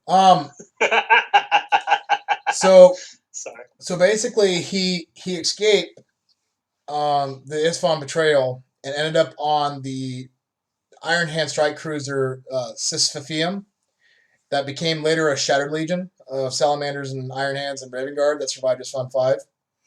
And later on, that Shattered Legion did a lot of assassination raids for Shadrach Medusan. But what I like about Shadowkin was that he was not only a Mordathan, but he was also a Blade Master. He was somebody that actually trained under the combat arts of Corvus Corax. And he was actually the one that shot the killing blow into the head of Fulgrim that actually did not kill him, but shot him in the head with a needle round. Oh, wow. Yeah, and also killed, what's his name? Lucius, the Eternal. He killed Lucius twice in 2 different duels in hand-to-hand combat. So if that gives you any idea of his martial prowess and his assassination abilities. He also went toe-to-toe with Alfarius. Didn't kill him, but he lived it. Alfarius actually let him go. That was actually portrayed in, I think it's Vengeful Spirit, I believe, but I could be wrong.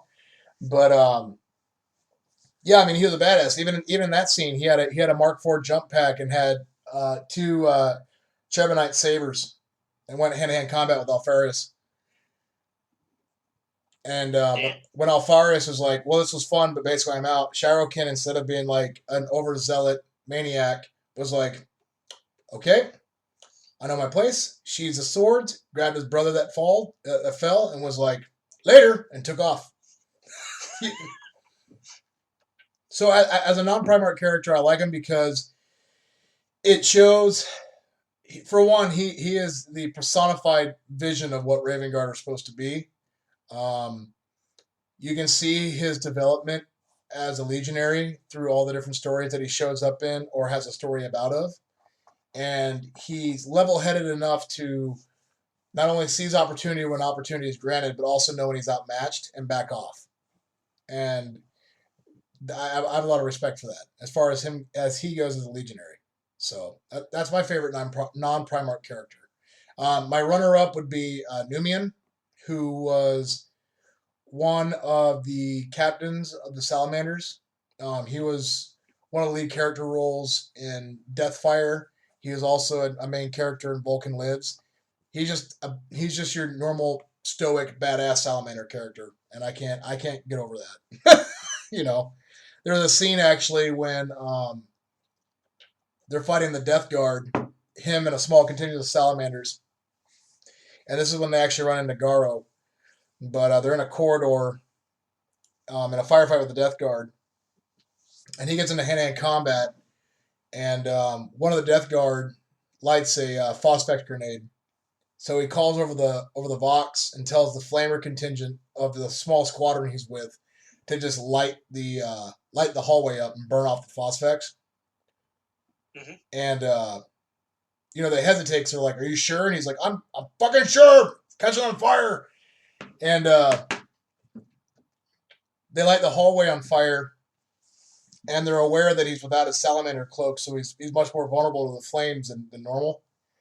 And as they're burning the hallway down to make sure the phosphex doesn't spread, they could hear him grunting and moaning over the Voxnet as he's getting burned alive in his armor. And then once they lit the flames off, the phosphex, and maybe it was rad, I forget, but basically it was gone, it was eradicated, and all the Death Guard legionnaires were dead. And then Numion basically stands up, and he's obviously like smoking and like the paint burnt off his armor and stuff. But he's like, "Oh shit!" He's just like the seals of his armor melted and stuff, but he survived it. And I think that's just an awesome portrayal of a salamander captain. Nice. Mine, I'm gonna Sevatar is. I know everybody's got a fanboy of Sevatar of some sort. He's my favorite. Not only because he's Night Lord, is what happens after the fall of the Night Lords. And if you ever read the book The Longest Night, because what happens with him is he gets captured by the Dark Angels. He has opened up his psychic ability to save Kurz in the first place, so he's already falling in deeper and deeper into the insanity that ensues with most psychers who have no harness over it. Right. Yeah, he believes he's talking to dead people. Well, it comes to find out, it's one of the most powerful psychers of the choir on the Dark Angels fleet, who is actually talking to him, and he finally asks her, "How long have you been dead?" And she's like, "What are you talking about? I'm not dead." And he had this young child. It's like a 7 or 8-year-old child who comes to really like Sevatar, and they develop this relationship. And this shows you the darkness of the heart of the Night Lord. Sevatar, if you know any history about him, is the reason why he was so loved amongst the Night Lords is, right or wrong, he was honest. He didn't lie. And he was blunt. And that's why he had most of the circle slaughtered, because they lied. He didn't agree with it. And he goes, "You're going to follow me or you're going to die." And they didn't believe him. So he killed them all. Simple as that. And only one lived. And that being said, with that honesty, no matter how brutal of a childhood he lived, and he was, mind you, a cannibal and an outcast of his own society, hence the name the Prince of Crows, that he actually telepathically communicated with crows. And they brought him food, and he would kill people and feed them as well. He develops this relationship with the child, and he comes to find out the head of the choir finds out that she's been training Sevatar, because she warns him about them taking him to wherever, I think the Rock. I think she had said that they're going to take him. They're taking him away, one way or the other. Yep. So a unit of a chaplain, a librarian with 10 other Marines as escorting Sevatar, mind you, who is unarmed and basically naked, through there. She freezes them all telepathically and tells Sevatar to strike now. And Sevatar slaughters them all. He just kills all 10 or 11 of them right then and there with their own weapons and heads to the choir chamber. And what he finds out is that the head of the choir, because he hadn't heard from this child in a few weeks, is that he had beat her so bad that he broke her bones and all that, and left her in the sarcophagus. And she didn't want to tell him because she knew what he could do. Well, he makes his way all the way to the choir while the entire Dark Angels defense force is chasing his ass through their flagship to stop him. He gets to the choir and skins this guy alive. And kills him the slowest physically way possible and makes him suffer in any way he can think of before these Dark Angels show up. And the moment he kills the guy, the Dark Angel bursts through the door, Bolter's ready to go, and he's like, I am Sevatar, Prince of Crows, the first lieutenant of the Night Lords, and I surrender. Yep. He was like, I'm judge, jury, and executioner, and I surrender. Drops the sword, and they can't do shit. Yep. Out of honor. And I'm like, sold. No, that was an awesome story, man. Like, the fact that... It was, and that... Go ahead. Like, well, it's easy to cast someone like Sevatar, like this completely evil, diabolical guy, but he just works within his own code of honor and his own sense. Yeah, and that's what honestly sealed the Night Lords for me as a Legion, because he encompasses it. Now, that being said, his fight with Sigismund, he was the only one to actually face Sigismund and be his equal until he got bored. Yep. The moment he got bored, he's like, I'm done. And so he cheated so he could go and do something else because this was ridiculous. So it shows that he's on par with Sigismund as a fighter, although the rules say he doesn't have Eternal Warrior. But it just shows on how powerful of a first lieutenant he really was. Mm-hmm. And I appreciate that fact. My runner-up is actually a Space Wolf. Really? Yeah. He's mentioned in Unremembered Empire. I had to look his name up. But he was the pack leader. His Fafnir Boldbroder. Yeah, Fafnir Boldbroder. Yeah, you're right. Yep. Only because on his way, it's similar type of honor. You know, he was sent to basically watch. What the hell is his name? I'm doing really good. Roberto Gilliman. He was. Him and his pack was sent to watch Gilliman, and he defended Gilliman against the Alpha Legion assault.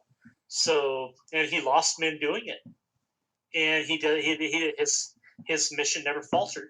He did what he was supposed to do, and I appreciated that. And and he was an assassin. They all knew it, and he knew that if it came to it, he'd be facing Gilliman. Although with the utmost respect, you know, he knew Gilliman was a power to be reckoned with when he took out 10 Alpha Legion legionnaires barehanded, basically. Yeah, without armor. Yeah, he got hurt, but he lived, and it was a true assault. It was an assassination force, and you know, the fact that he gave kudos to Gilliman for living through such a thing, but also warned him, my mission isn't done. This proves nothing. So I really appreciated that type of mentality and how he stuck with his mission at hand in the face of, mind you, 3 Primarchs. He was there with the Lion, and the Lion questioned it, and he had to face Kurz, his rampage through Oldemar. So it's like, you know, there are some very big names in Horus Heresy that tend to get forgotten, and he's one of them. I agree. So, he was a very captivating character. Yeah. I mean, it just, you know, they didn't really talk about his background much, but what his purpose was, he served it faithfully, and I appreciated that. And Gilliman appreciated it as far as he respected his mission. So absolutely. So, but he was also, I appreciate, and mind you, I'll say that Gilliman also was standoffish on, because he wouldn't have been sent had he not been capable of fulfilling his task. Yep. So Goleman also had a side So- eye out for him too, because he's like, I know what you could probably do. Oh yeah. So that should say something, you know. And it's like I'm not a huge Space Wolf fan, but any of the fluff I've read of Space Wolves, I love the raw brutality. And Absolutely. they're, in my opinion, they're not really the Vikings of the space legions, but that's what they're personified as. Absolutely. They're more than that. And I'm not trying to push you, but we do got to move along. Ryan's last question was how you guys got into the 40K universe, and what editions did you start with? To repeat that? How did we get into 40K, the universe of 40K, and then what editions of 40K did we start with? 40K or 30K? 40K. He's asking specifically 40K. So 40K? Yep. I'm gonna make this super easy. I got in 6th edition. It's because of my brother-in-law Chris Haddon, and I bought Necrons and. Your turn. Okay. So I was 12 years old, and I was living ironically in Eagle River, Alaska. We had a comic book shop named called the Bosco's that was open here, and I used to go there because I used to play. As a kid, I played Pokemon and L5R card games, and I went there one day, and there was a gentleman that worked at the store named Monty, who was playing another gentleman, and I forget his name, and I shouldn't forget his name, but I did. And they were playing a game of 40K at the time, and I didn't know what it was, and I just did the usual 12-year-old, like, asking a bunch of questions. I probably slowed their game down by about 2 hours, because I wouldn't leave them alone. But it was Tyranids versus Ultramarines. Your most staple fight. And I was asking a bunch of questions, and at the end of the game, I showed a lot of interest, and I was asking what I'd need to get started and stuff. And the guy with the Ultramarines army asked me, he's like, do you really want to play this game? And I go, yeah, this looks awesome. I've never seen anything like this. This is awesome. Like, this is so cool on so many levels. And he's like, well, if you had an army, would you play it? And I go, yeah, absolutely. Of course I would. I have to get started. And he handed me one of those old school Chessex snap shut army carrier cases. They could only carry like 20 models in it. You know, the ones that are like a pain in the ass to open up. And he handed me it, and I opened it up, and there was an army of Ultramarines that had a captain, a chaplain, 2 10-man tactical squads, and each tactical squad had a plasma gun and a heavy bolter, and a one of the old pewter, like, put in a wool sock and beat your neighbor up with dreadnoughts. And Oh wow. and it was really well painted and based. I mean, it looked just like from White Dwarf. Like, you know how they used to do the like little like pocky green flock, little bushels and stuff. And he was like, yeah, here you go, man. You're ready to rock and roll. You can play 40K now. I was like, that is awesome. And it just started from there. And that was during 3rd edition. The 3rd edition rule book had just dropped probably 4 months prior to that. And that's kind of how I got started. And then from there, it just kept evolving. So that was 16 years ago. So Rob has obviously been playing this a lot more. Why he's so amazing in the good rules, right? I've seen it evolve, man. I took a break. I did take a break between the end of 4th to the end of 5th, mostly because work and personal life, and I just couldn't keep up anymore. But basically, long story short, I quit that job. I dumped that girlfriend, and I was back ever since. So here I am. So if you have no job and no girlfriend, you'll love 30K. No, I'm just kidding. Yeah, that's what it takes.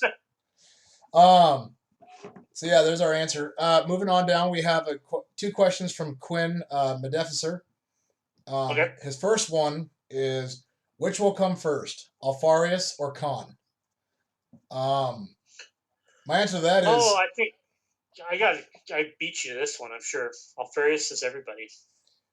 Well, I had a more clever way of saying it. Alfarius has already been out. He's already been out, man. He's in Betrayal of Calth. You didn't know that? The amazing one. Like he's right. Just look at the cover of Betrayal at Calth on the top of the box. He's in the back with that bolter. There's Alfarius. Honestly, I think it's gonna be Khan. Yeah. Because I think they're wanting to play out the Alfarius Omegon story before they commit to making a model for him. If you've read Praetorian of Dorn, you know what I'm talking about. But the con is the con, and with Angelus on the horizon, I think the next Primarchs we're going to see is Sanguinius first and Con second. I have a weird feeling that when Alfarius comes out, Alfarius is going to come out in one of the dueling kits like Ferrus Manus and Fulgrim. But we haven't seen it yet. I can see that. Yep.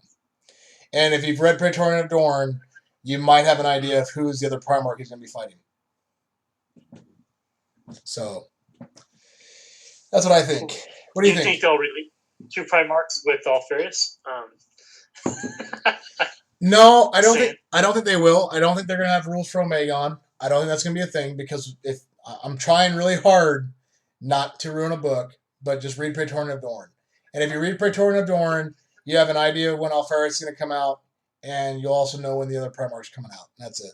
What about you, Dave? What do you think? God, yeah.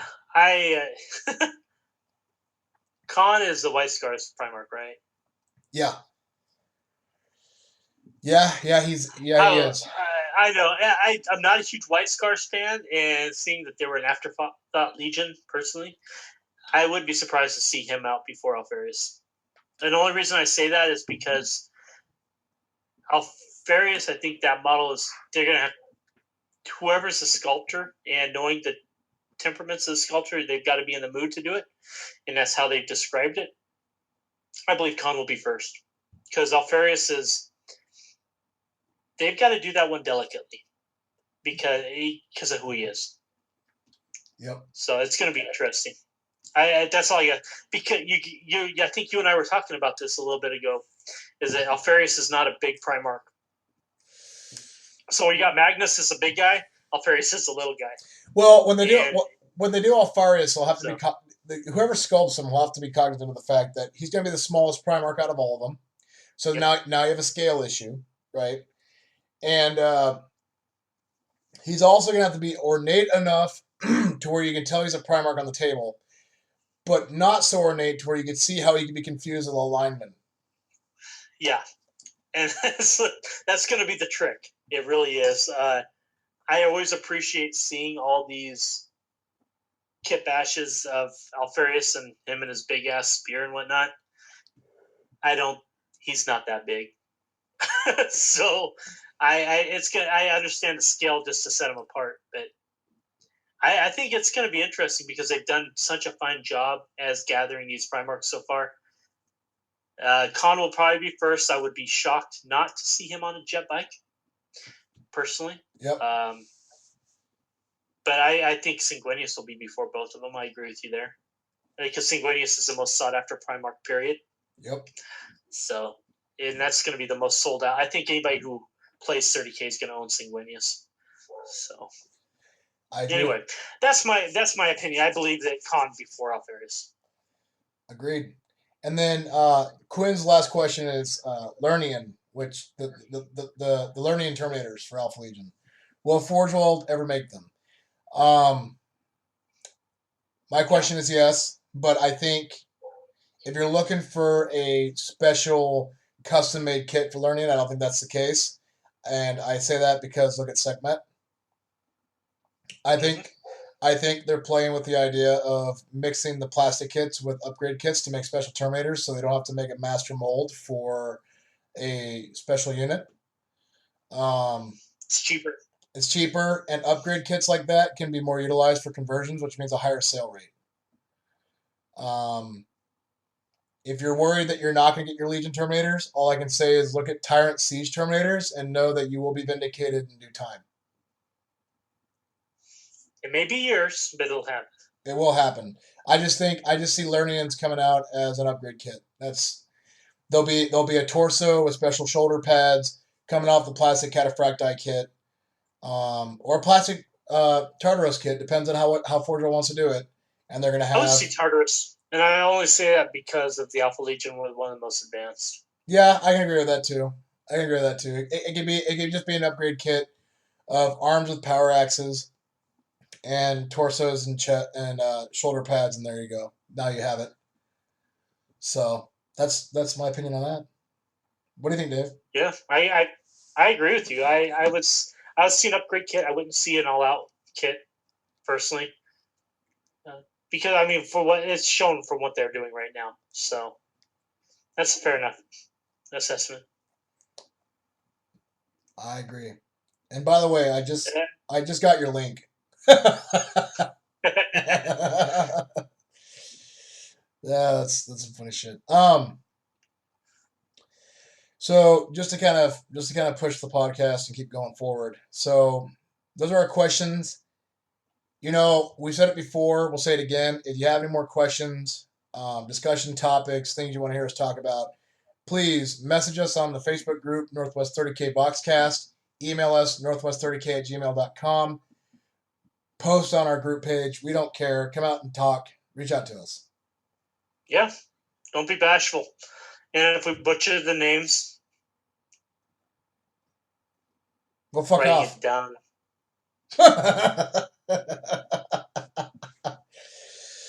If you enjoy me butchering names, you just grab the typewriter or wow, I just stated myself. Grab the keyboard and just mash a bunch of buttons. His name's gonna be George. I'm just telling you now. Agreed. So we'll move into our final discussion for today. Talking about 8th edition. We all know there's been a lot of leaks coming from Games Workshop in the last 2 weeks on a daily basis on units and rules. We're not going to do an in-depth discussion about the rules themselves because the rules aren't out yet. They're just leaks. And anything that we talk about as far as rules go is going to be kind of far-fetched until we actually have the rules and can actually validate what they're talking about. But what we will talk about is what we're excited for in 8th edition in regards to how will it apply to the heresy. Yeah. It's a good way to put it. Yeah. I mean, we could easily open up a discussion about 8th edition, but that's going to be a 4-hour long episode, and I don't want to go there. But we can definitely talk about how it will relate to the heresy, what we've seen so far.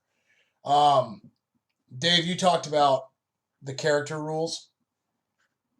Yes.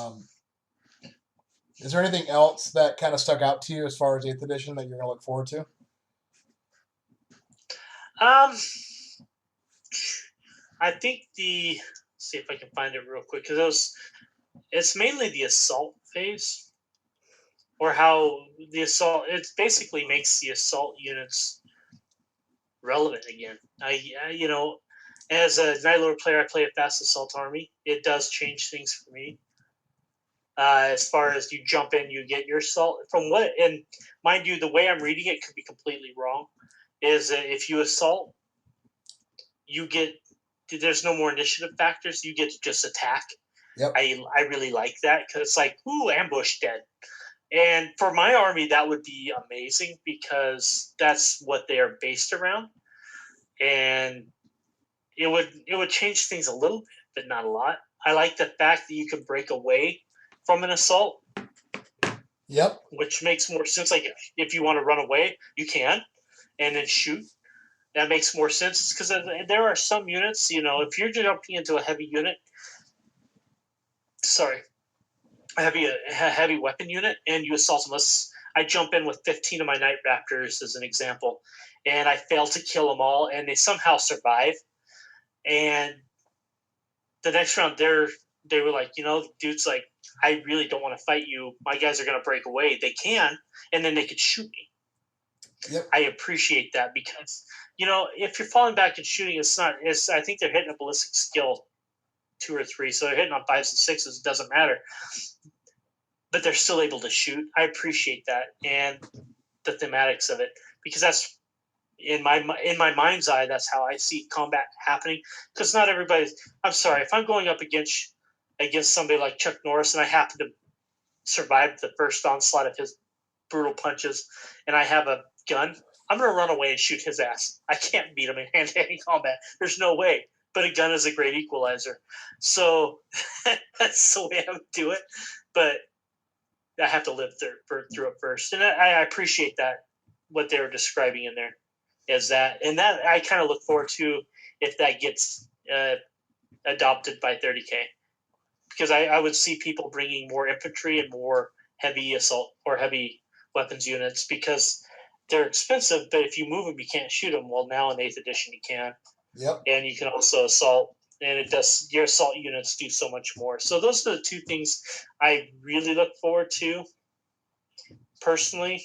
The vehicles getting attacks, I think, is hilarious, but it makes sense. But the way they put it it just makes me laugh. Ooh, my tank's gonna punch you. It's not what it is. It's kind of a modified tank shot. So yeah, for me in the 8th edition in the Heresy, there's 3 areas. Actually, there's quite a few areas, but I'll talk over some of the ones that I think stand out the most. One of them, vehicles having toughness and wounds now. I do think that linguistically speaking, they could have just called wounds hull points just to make it seem a little bit more sense. But I like that idea because you no longer will have an infantry army fighting against an armored blockade and not have any chance of hurting them. It also makes sense because if you're a super engineered human who has fought in 100 battles, you're going to know when you don't have anti-tank weaponry and start using your bolter to try to snipe out the gunners, right? You're going to use your bolter to try to fire at the safety clamps underneath the sponsons to try to take out that weapon mount, right? Like you will try to do what you can to take out that armored vehicle if you have no other option. Another one I like is how they change pistols.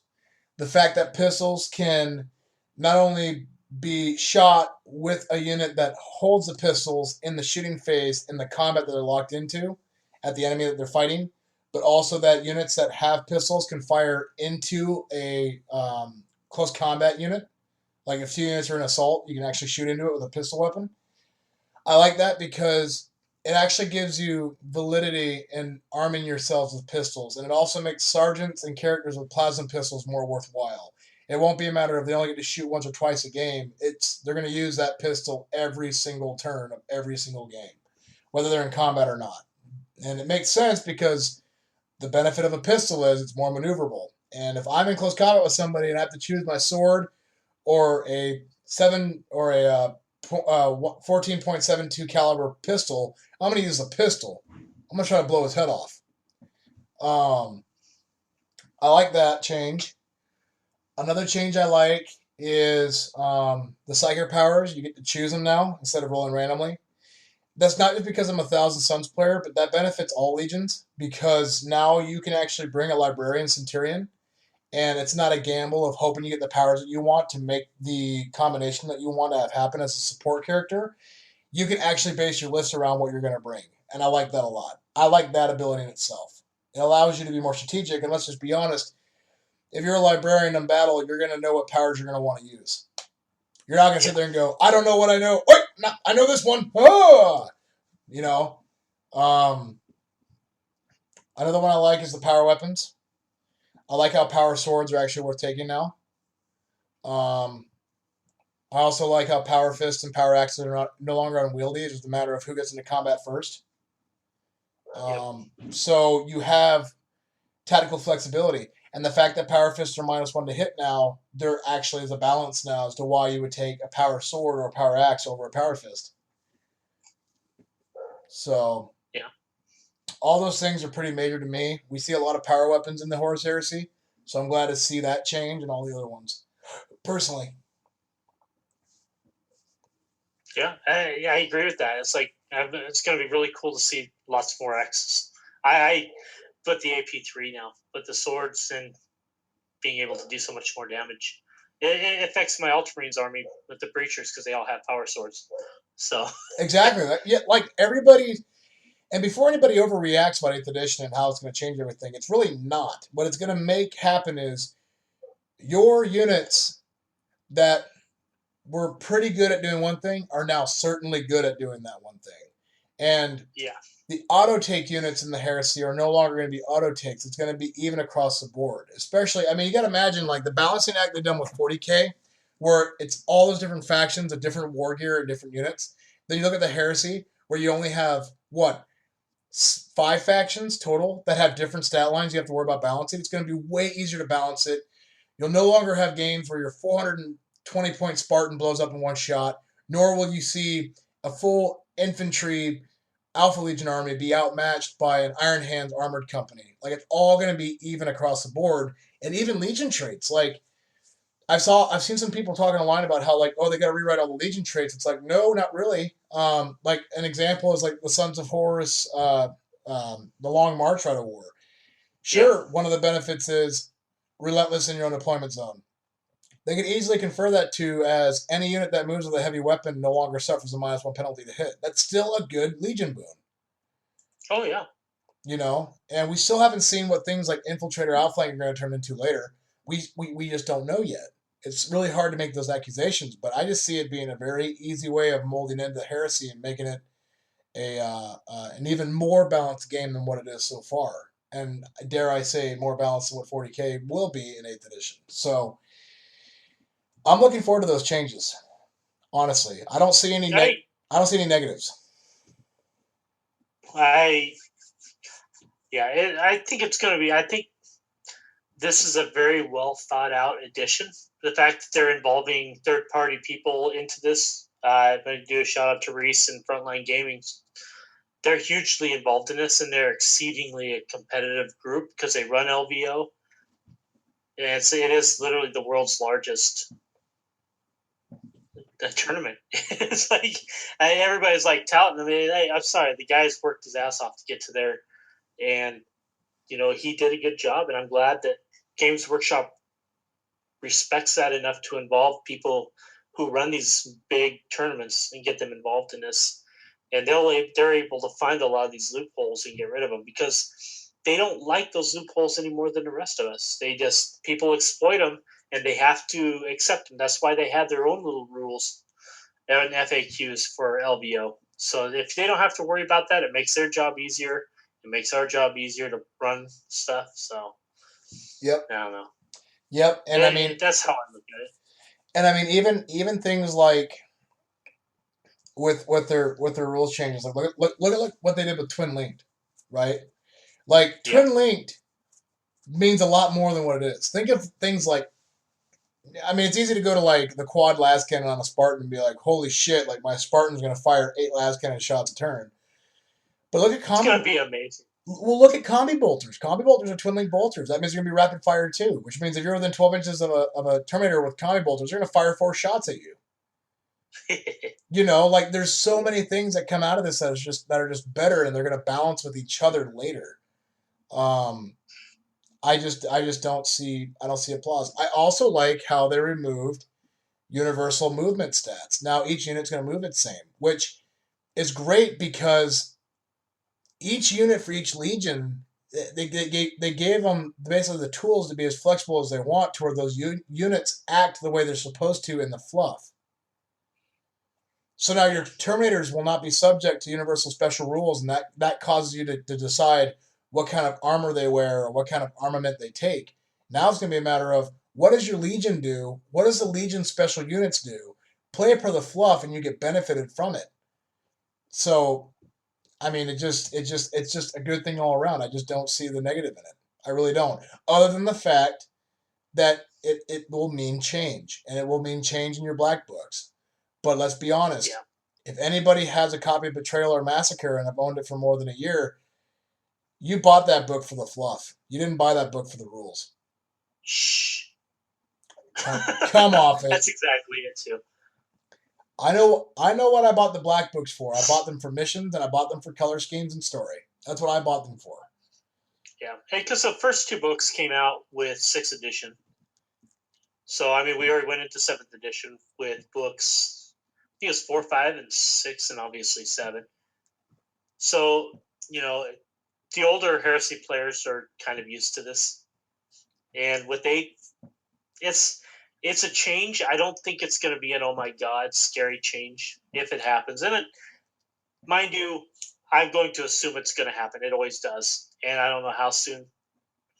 But I as an event organizer, I think this is going to be a good thing. And I'm really looking forward to it because it's going to push the guys who are the power gamers to realize that, you know what, you can be a power gamer all you want, but make it themed. Yep. You know, and I have no problem with that. I really don't. I don't have a problem with power gamers. I don't. You know, if you just throw an army together just to say I'm going to crush you, it doesn't work like that. 30K, so I've never had to deal with it. I respect. So it's been nice. But as far as and most 30K players have been 40K and do play 40K. I'm looking forward to this by far, and from the competitive standpoint, from other players from around the Western Seaboard, they're looking forward to it too. So it's going to be awesome. And I'm thinking next week, since it's the last weekend of May, is when they have the Warhammer World or whatever the hell it's called, Warhammer Fest. Yep. Which one is it? It's anyway. Yeah, it's the Warhammer Fest, and that's on the 26th and 27th of this month. This next weekend. So Memorial Weekend, we're gonna more than likely see rules drop. Games Workshop is amazing at leaking these things on purpose within a month or two of things dropping, and they said June. That would be a good time to do it. I'm gonna pick up a rule book because I'm curious. I'm kind of looking forward to it. I might as well get familiar with them because we're going to be going that way at some point. Yep.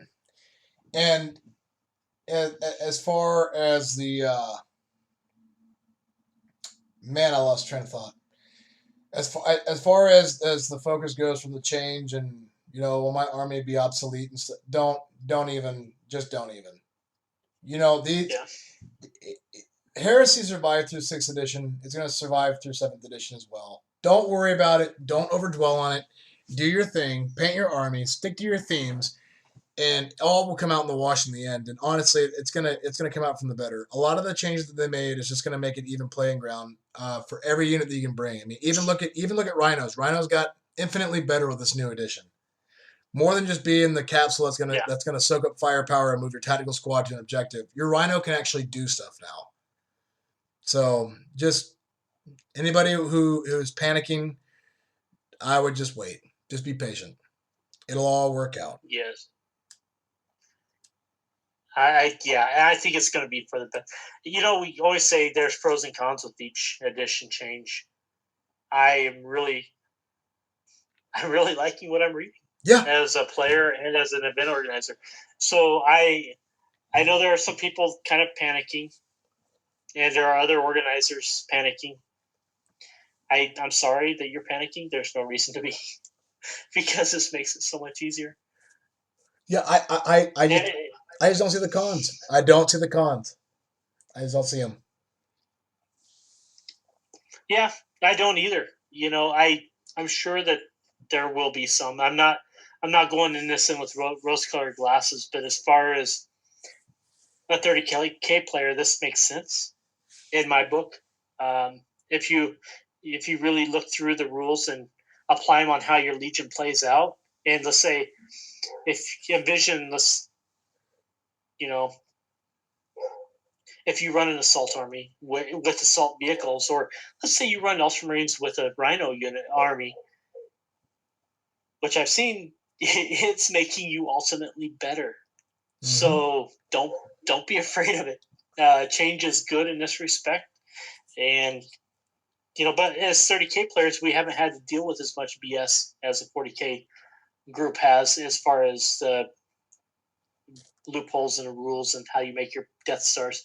Death Stars are no longer a reality, so we don't have to worry about them. But we in 30K, we never really had to, per se. Yes, we had the Primarch stars, but they was digest as easy as everybody else to bolters. So.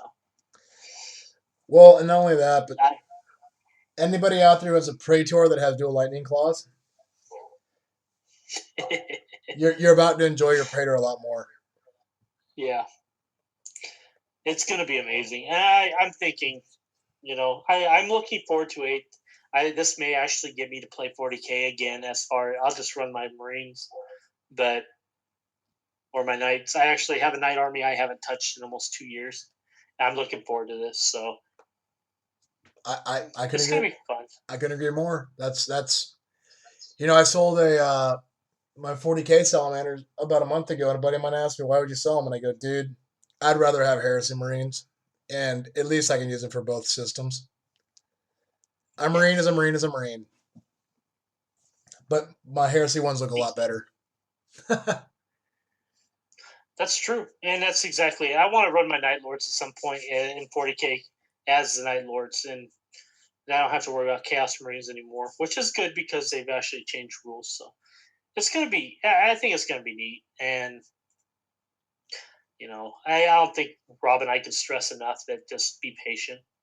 I know I've only been through one edition change, but I've played a few armies, and I have a lot of money just as involved in this hobby as the next guy. So, change is not necessarily a bad thing. People just don't like it because they get comfortable or they're afraid of change, and I get it. I really do, but don't be. Don't. It's going to be awesome.